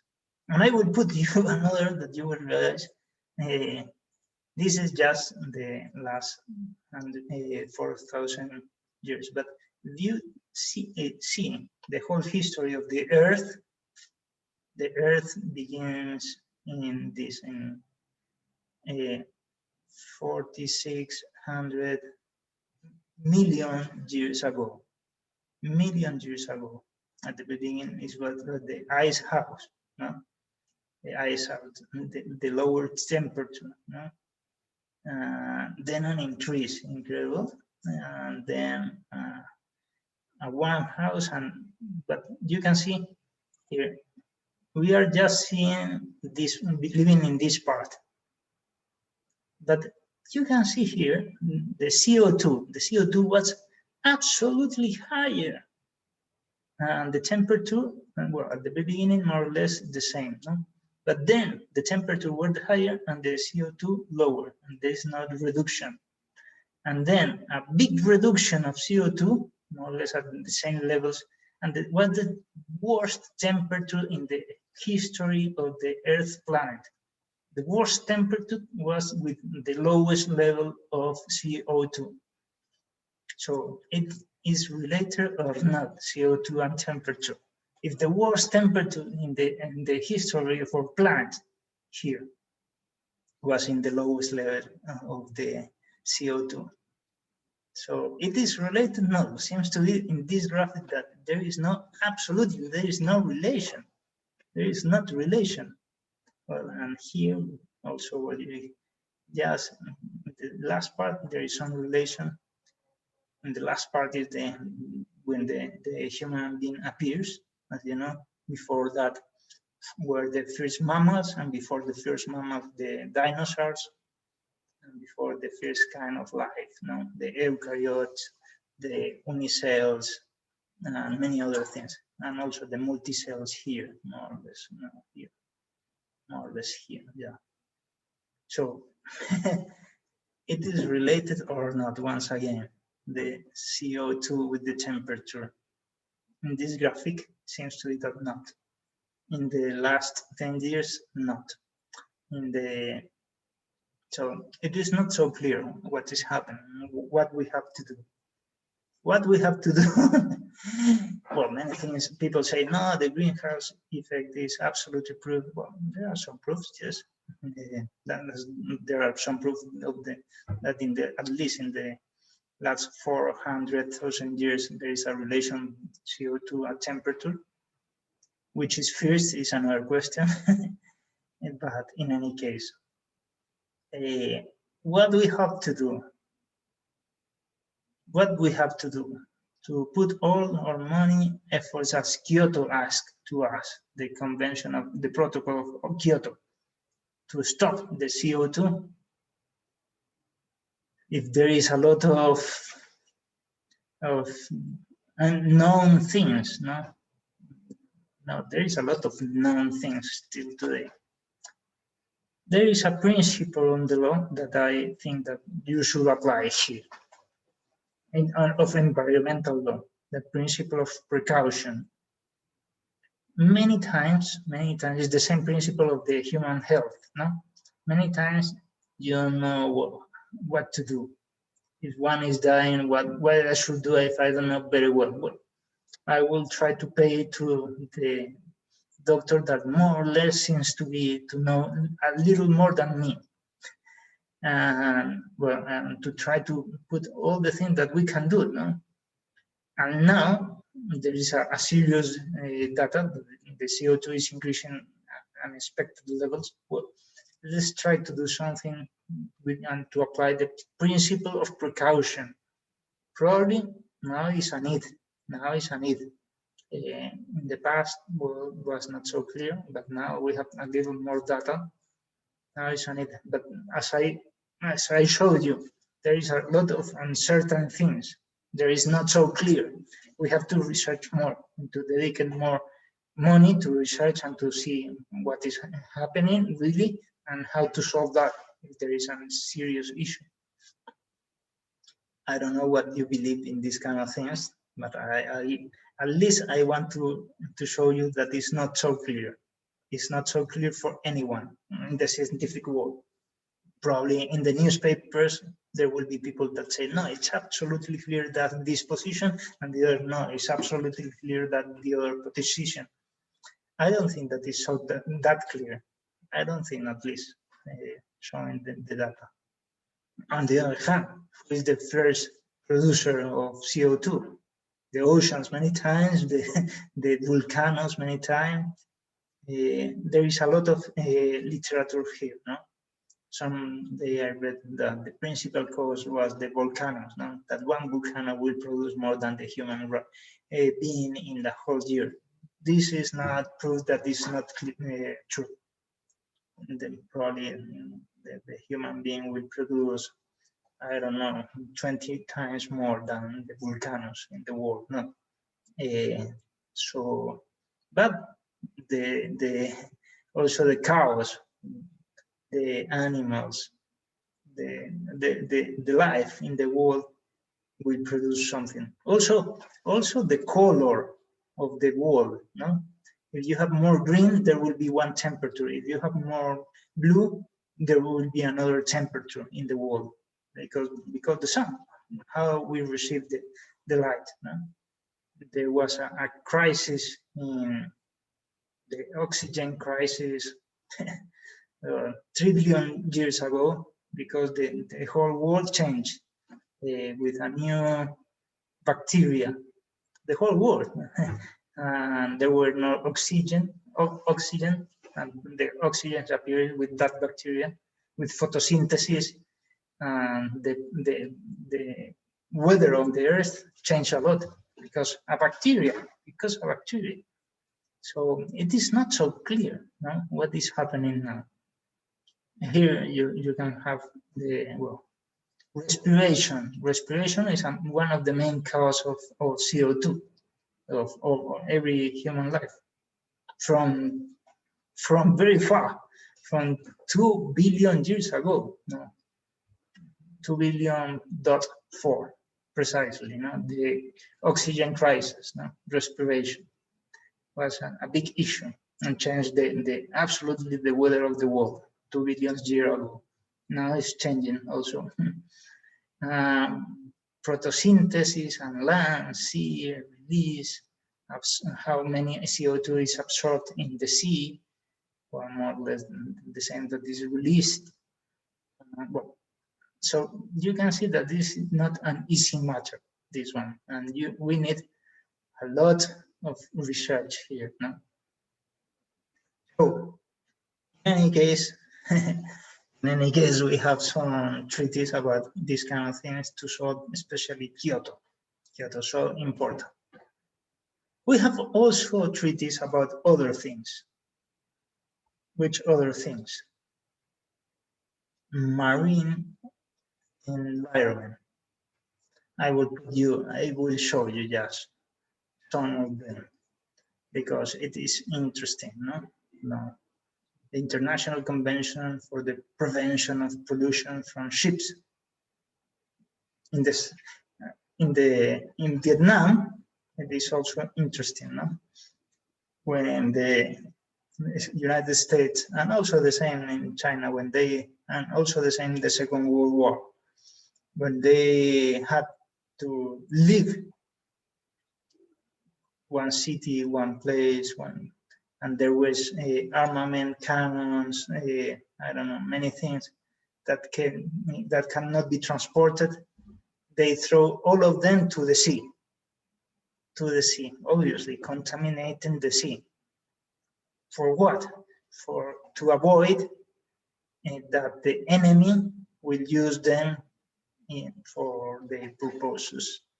So nowadays you have a lot of conventions that say, well, we cannot destroy our water and the water of the world. Remember, this was a survival need, water, a survival need, and we can contaminate a lot of water easily. There was quite thousands of tons thrown to the ocean in the Second World War, of weapons, of tanks, of destroy things. There is a use of water also for neutralize radiation, especially hard water that is in some specific places around the world, very deep in the ocean. Well, it's the best way to control radiation. But well, you can contaminate the oceans easily also with these kind of things, no? Also with oil and rivers and many things, no? Rivers are the way that to give access to water to many people. Yeah. So there is a lot of treaties to control these kind of things. By the way, there are also, this is an antique problem. I remember one judge, a kind of judge in Spain that is called the judge of the water. Just a judge for decide who will be the owner of the water. Why? This is a very incredible thing because, as you know, there are rivers, and rivers used to pass by many lands, and people with farms there try to be close to the river and take advantage of the water. But when the river is not so that big, well, probably the first lands will have some water, and the next one will have less, and the next, and the last probably nothing. So they instituted a judge just to judge which will be the owner of what and what level of the water of the river. And just a judge just for decide that. Imagine that this, because it is so crucial for the survival of the people, also for the farms and many things. No? Another set of treaties is about the living resources, but in the water, no? The marine living sources, no? So you can find a lot that you can see. You have to read all of them. No, not in this subject. In this subject, just the principal things, but not all the agreements. But there is a lot. There is a lot. No? To protect whales, for example, no? To protect some specific kind of life in the Arctic. There are many treaties about the Arctic seal, the Arctic living resources, the environment to protect. Well, that is quite good. The migratory species, how to conserve them. No? So this is quite interesting. And well, not only in the big oceans, but there are also some treaties for freshwater. What is freshwater? Well, lakes, rivers. This is Crescent Island now. Incredible, no? So there is a convention on the protection of use as transborder water courses and international lakes, Turkana, well, and many other places around the world. No? Well, it is interesting because the ecosystem is quite different here, and the kind of protection is quite different because people will use probably lakes and many things to take advantage of it to survive, also survive. So how to deal with that? Probably, well, obviously we have to promote the survival of the people, but also the survival of the species. Both aims are possible. It is quite interesting. And then I'm putting in you all my photos of my safaris, as you can see. Very beautiful photos now of Kenya. So there is another set of conventions of hazardous substance, hazardous, risky substance, like chemical things. No. So you have the convention on the ban to import to Africa to control transport movements of managing hazardous waste. What kind? Well, one of ways of weapons, chemical weapons, nuclear energy, pesticides. Here you can see here, no, pollutants, no, many things for the farms. Well, cannot be here in Kenya, or because it can harm the ecosystem. Yeah, and there is a lot of stuff, a lot of treaties here. No? Also, for example, for the transportation of mercury, there is also a specific treaty because well, it can harm so many things. So, as you can see. Now, let's see some nature conservation, terrestrial living resources. So, once again, it's a lot of treaties, no?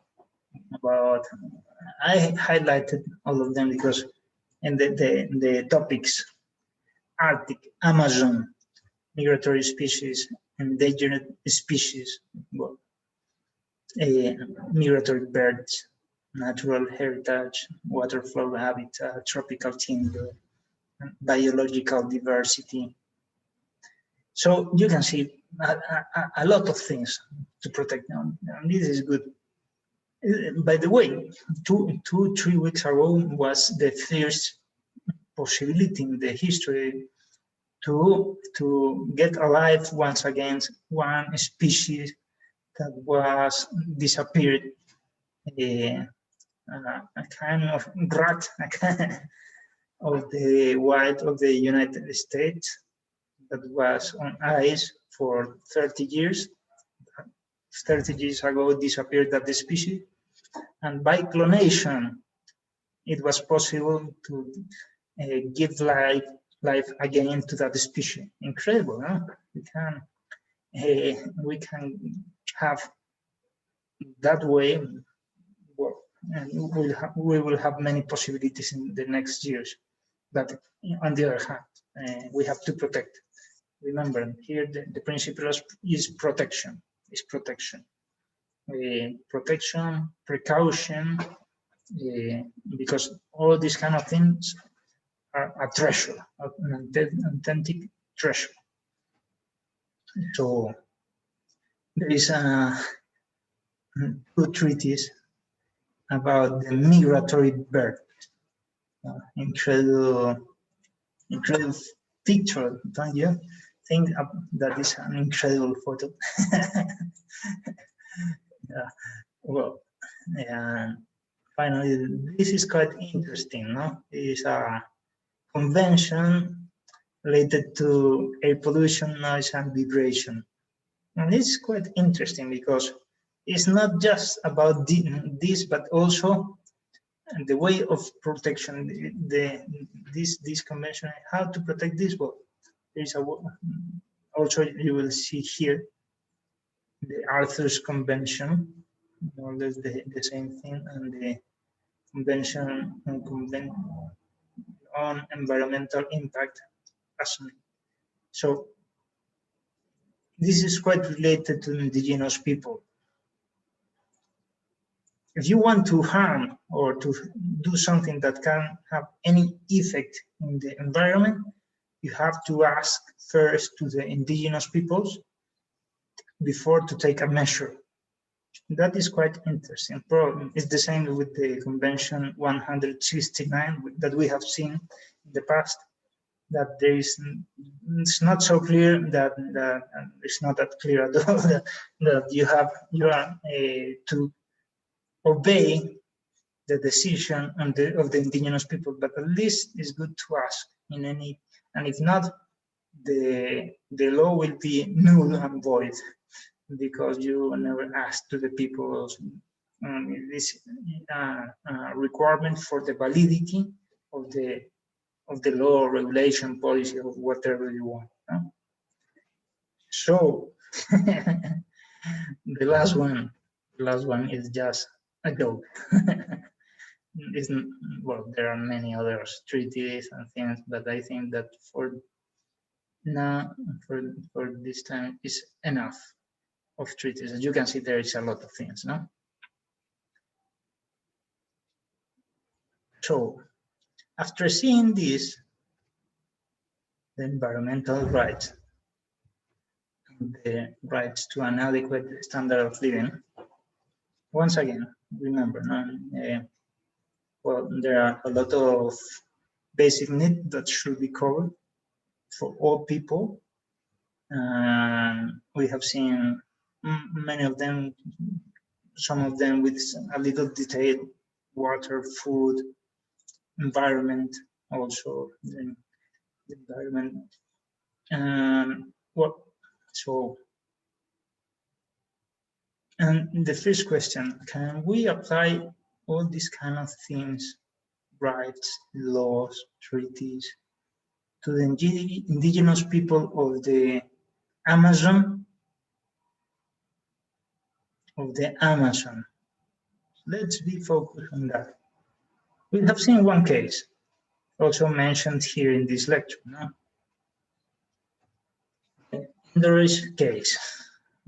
Well, at one point, the state decided to make a national park. So, and why? And because they realized we have to protect our environment, and this is a good aim. We have also to promote tourism. This is also a good aim. Many countries live because tourism, no?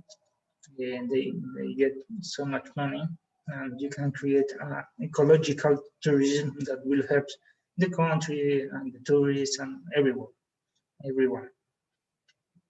But well, there was a problem because also what you want have to do, because you are moving the whole people to another place without any compensation. That was the problem, no? And the people used to live there, and they have the sacred trees and their way to do things, and their, well, so you are cutting all this kind of rights, restricting or making it impossible to get access to food, to many things, and that's why the human rights court did say, well, you cannot do that. There are many cases around the world exactly the same. No? You cannot do that because you're destroying the right to development, to food, to culture, to religion. So many rights, you know. So, but once again, we have how we will protect the earth, how we will protect the environment, the species. Well, there is a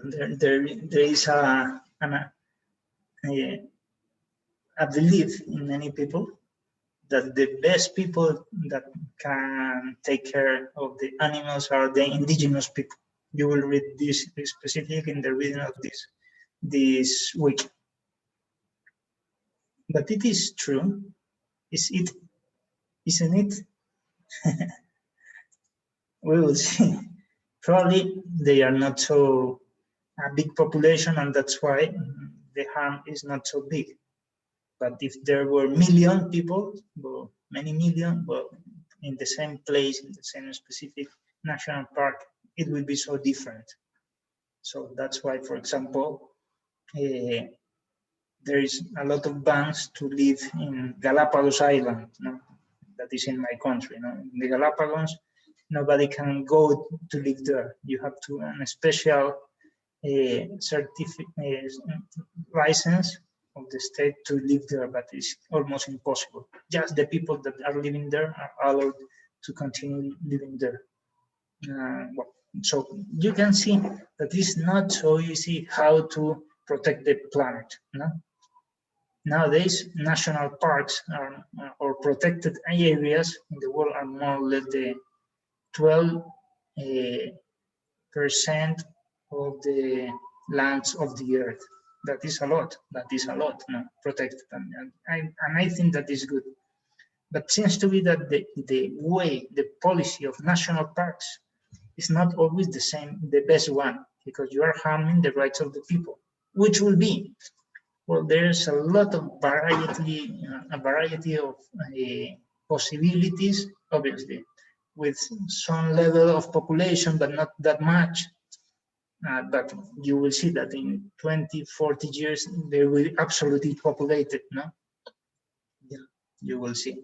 So it is not so easy. It is not so easy.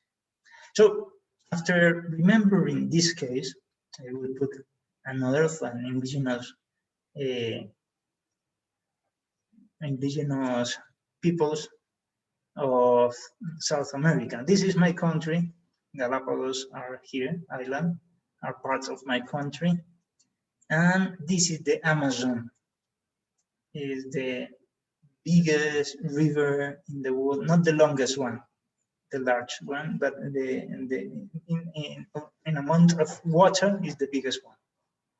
And it's incredible because here, you can be here in this border and you will not be able to see the other border because it's too far. You cannot see. It's like the sea here, no?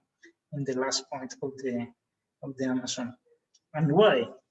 Because here is the Andean mountains, no? Very big, very high mountains. Many of them more than 6,000 meters high. So for a river, it's impossible that is here going to the Pacific Ocean. So they have to travel the whole continent to get the other ocean, no? The Atlantic. That's why it's so big, this river. And it begins in Ecuador, in Peru, in Brazil, also in Colombia, The north is Colombia, Ecuador, Peru, and this is Brazil, and also Venezuela, and so on. So here there are many peoples, many indigenous people living in an incredible way. People they call civilization is in the mountains and in the coast, but here are many isolated communities, small communities with their own language, their own traditions. When the conquerors 4 centuries ago came here, the Spaniards, they just conquered the mountains and the coast, never the Amazon. This is incredible because if you talk with them, you will realize that they have another way of being. No? Probably the people of the coast and the mountains have, with the people of outside, a sense of inferiority, but never the people of the Amazon, but they were never colonized. This is quite interesting. So it is interesting. I will show you one photo, but first the question, what will be the best possibility to adopt with those people that are more or less isolated or absolutely isolated? There is an ideal that all those peoples are quite marvelous, that they have no sins, that are peaceful people and are living. We of the people of the city wants to destroy their life. This is poesy. I will show you what happened here in the Amazon, because we know very well many of these things. No? Well, first, how they live, no, without clothes, no, without anything. So, what about the right to clothing? No, this is interesting. This is the last one. Is a picture that was took from a helicopter. A helicopter were trying to get contact with this community, an isolated community that lived without anything, also to help in so many things, ways. But they were afraid and they threw spears to the helicopter, and they were not able to get contact with them. No, it is incredible. No, there are many of them. One of them with more contact, others with less contact, but it is incredible. No, so it seems to be not so easy to help them if we want to help, because they don't want to get contact with the people. No, so on the other hand, there are some others that are not so isolated. There is an instrument that a paper that you can find the cities, that is called a map. In a map of Ecuador, of the Amazon, you can find many cities, but these little towns you will never find. Why? Because they are continuously battling between them. This is a thing that I know because I know so many people of the army of Ecuador, and they told me, we know very well how they are. There are some nomads there, but we will not give them. They asked us many times where they are the others, because they are trying to find the others to kill them.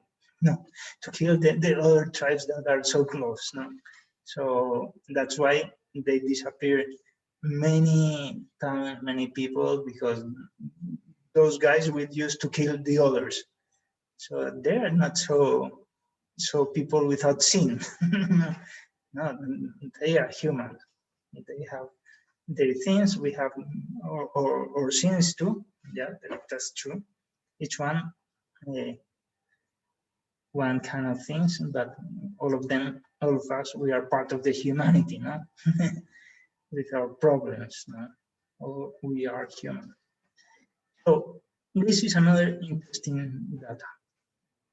the average of life, the hope of living. So in Peru is 76 years, almost 77, a little more the last year. In Ecuador is more or less the same. Well, and in Colombia, even more, no? But in the region of the Amazon, not in these peoples, in the region is less. The region that includes some cities. So more than 10 points less, 10 years less. And if you go to those communities, normal will be even less, because it's not the average, it's the average of the community, even less. There are some exceptions. In Bolivia, for example, there is a community, but in the mountains, very high, not here, the mountains, very high, that the indigenous people used to live more. Also in Ecuador, in the south of Ecuador, they used to live more. But normally in the Amazon is much less, because they have many problems of floods, of anacondas, of many things, incredible. Poor people were. So if you want to give an adequate standard of living without discrimination in equal terms, with equal distribution of food, water, what you will do with these guys? Another thing, for sure you remember the basic needs, the survival needs. The state have to take care of this specifically, these kind of things. Probably there will be no problem with restrooms, with bathroom, with the sleep. Well, you can see here. In one of these houses, they can live 3 families easily without any division inside, and all of them without clothes the whole time. The worst part always is for the women here, and very bad. The thing that happened here, because, well, many things, no? They have from time to time some, well, here in the Amazon they have many ways to sources of food. In any case, not the whole element. I will show you one specific thing later. So what about the right to clothing? Seems to me that there is not right to clothing at all, or we can say, well, they don't want. Probably they don't know. They don't know. These are the most isolated tribes, but when some tribes get contact with the city, normally they used at least to wear jeans, because they realize it helps me. It's avoid me mosquitoes and many things, no? And I can do many other things, and I will be. So what about the right to clothes? What about the right to house? Well, I don't think that this is the best house, no? For them, no? For a private life. Remember, a private life was we have seen that, no? Qualified right in the International Court of the Human Rights and many other things. Well, private life, what about these qualified rights here? Seems to be that, well, so difficult. Security, what about safety? I mentioned you, there are many killings there are many people dead, and that's why that's one of the causes, no? The little wars, the little battles that they have between them, well, it means that there were people that will live less, no? So fewer years, no? And what we can mention one other one. What about health? They have also some customs, they have some trees to get some specific things for health, but obviously they have not access to a social security, not to any kind of surgery, not to many other things. Obviously, transportation, but quite restricted here, no? the conditions are so difficult, they will not be able to go to the city to help themselves. For example, I remember a doctor that mentioned it, and we're living more or less close to that, no? That there was a family that had a problem with the baby, and they took the baby to the city, but in the meanwhile, the baby passed away. So, and it was a matter just of a pill of $1, that because of time, because of there was no transportation, well, they lost their baby. Or what a sad story. $1, no, just $1. They were not able to get access to that. And obviously, what about their energy? Seems to be that there is no right to energy here, and to so many other things. No? Survival needs. Survival needs. These are some birds of the Amazon. And the gallito. This is not an owl. This is an eagle. The last one. Well, and all of them at risk of extinction. In any case, these guys is the usual food of every day. Usual food. Why? Because that is the life in there. What you will do? Well, if you need to survive, what you will do? You will kill the first bird that you will see. They don't have the data of which one is the species with any kind of risk of extinction. No. So what we have to do with these guys, which will be the best politics. Finally, there are the big cases, the oil cases. Now, many companies that goes there and they invite their son. Also, what changed a lot the ecosystem. Many times with a lot of problems with nature because they put the rest of the oil, the trash in the wild, and it will be so difficult to recover to the wild. Many things, and that's why there are many demonstrations in the cities of these peoples in my country and in many others. Well, saying, well, this is our land, this is our place, don't touch it, and well, it's quite interesting, no?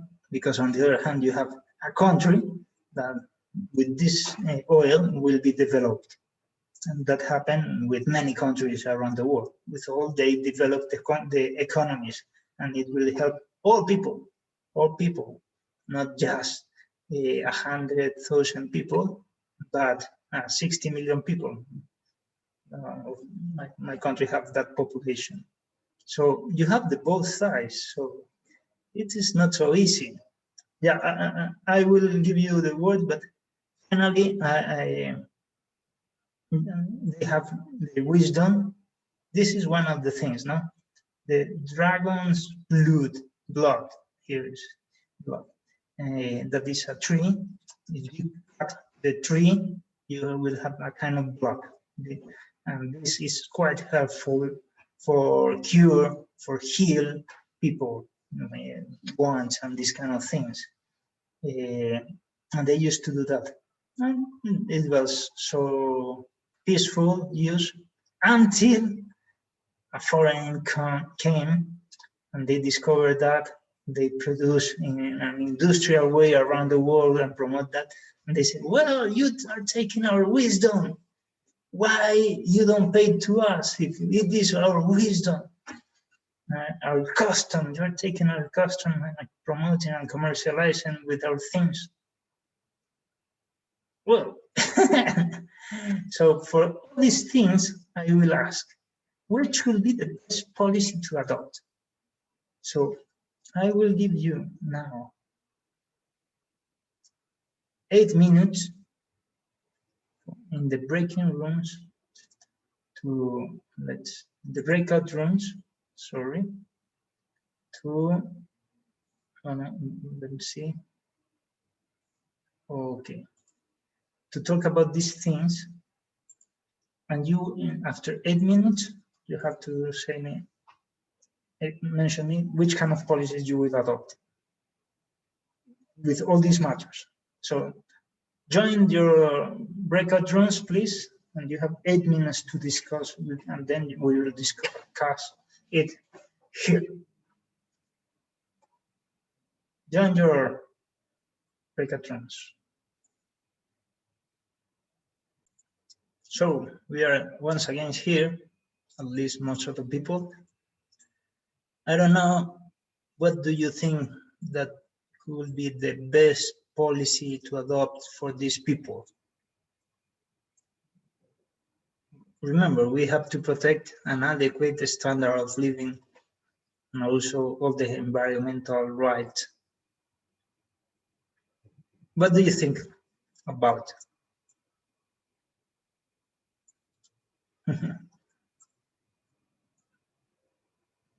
Any idea, at least one principle that we can apply here?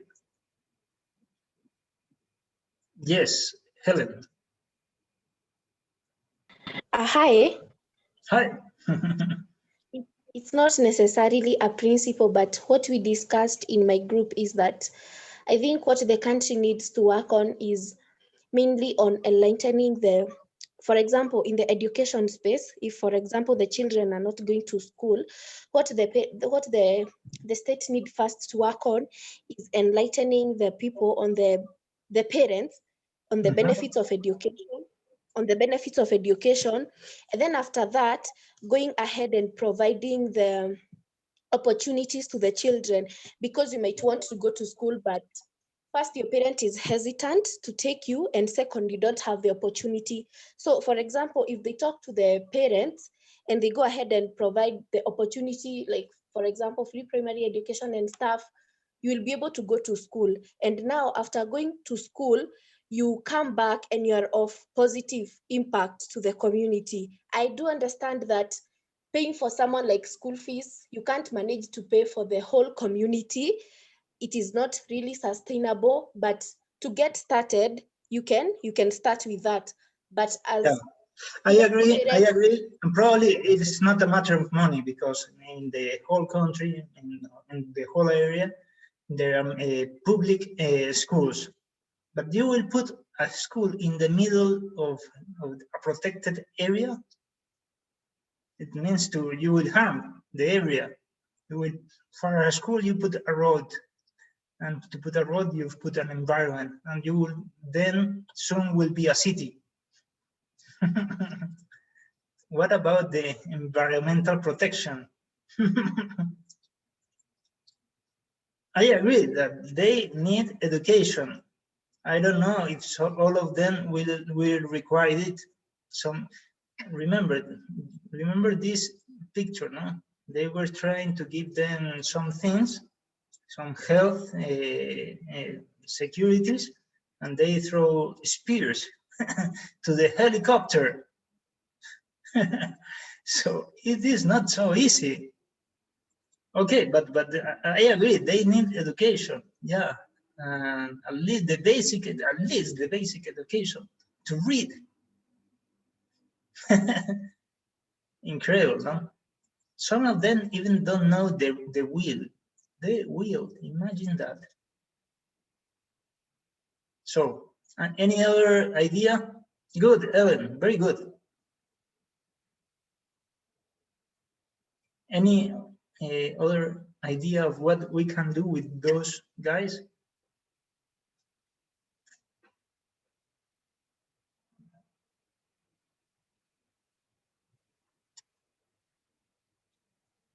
Ali, I wanted to talk before the breakout rooms. Okay, I wanted to ask about the best policy to adopt when we find oil within their land and property. So yeah, when we find oil, for instance, yeah, in the northern community, what happens? Compensation won't work, essentially because the land and property is tied to the identity of these individuals. And secondly, then states themselves will also argue that we need that oil for the public welfare of the larger society. And the public welfare of the larger society is greater than the individual rights of such communities. So my question is, what is the best form of remedy, equitable remedy for such communities at a point where that land in itself cannot be taken? What do you think? And that is the thing that I was asking for. That is exactly the same question that I'm asking for. About, you have many things here about endangered species, about cultural wisdom, intellectual property, oil and gas. You have a lot of issues, education, what, health, transportation. There is a lot of things, no? What you will do, Ali? For me, compensation would work, because in the vast majority of instances, states are always successful in acquiring that property to utilize that oil for socioeconomic and public welfare. So compensation for the communities, and also resettling them in land which will be able to allow them to substantiate the hierarchy of needs within Maslow's model. Yeah. Well, the problem is here is that, and that's why I try to show you all the problems here and try to think alone without myself, and you will realize any measure that you take here, you will have another problem with some NGO. You say, well, they are damaging the endangered species.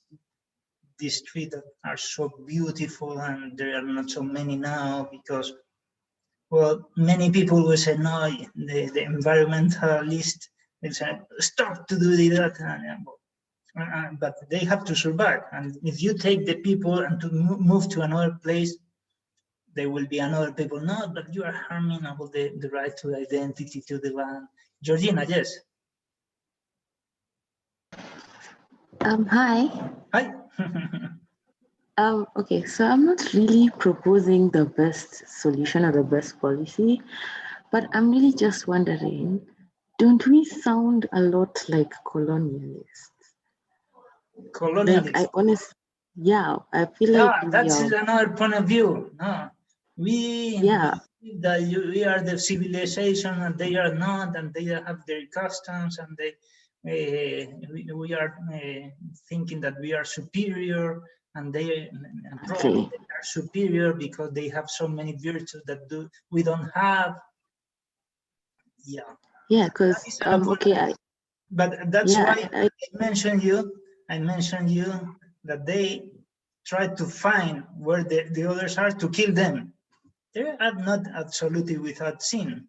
No, not at all. They are also human as ourselves. We have good things and bad things. They too. So we are all humans. So that is another.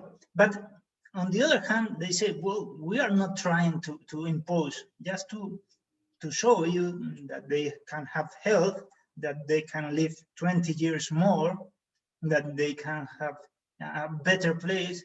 They are a lot of problem with women, here, because they are treated as an animals, and it is so bad. We have to stop killing each other, treating bad women.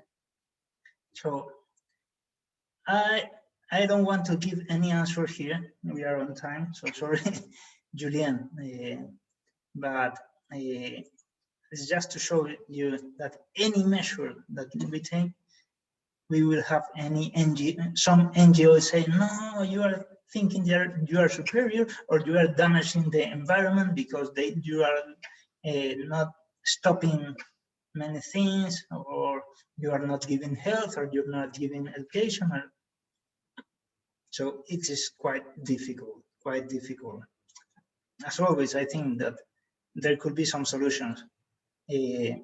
First, one standard is any measure, ask them. Yeah, that would be quite helpful, no?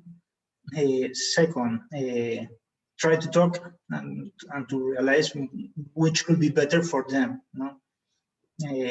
Then environmental things should be should be protected. There are many ways.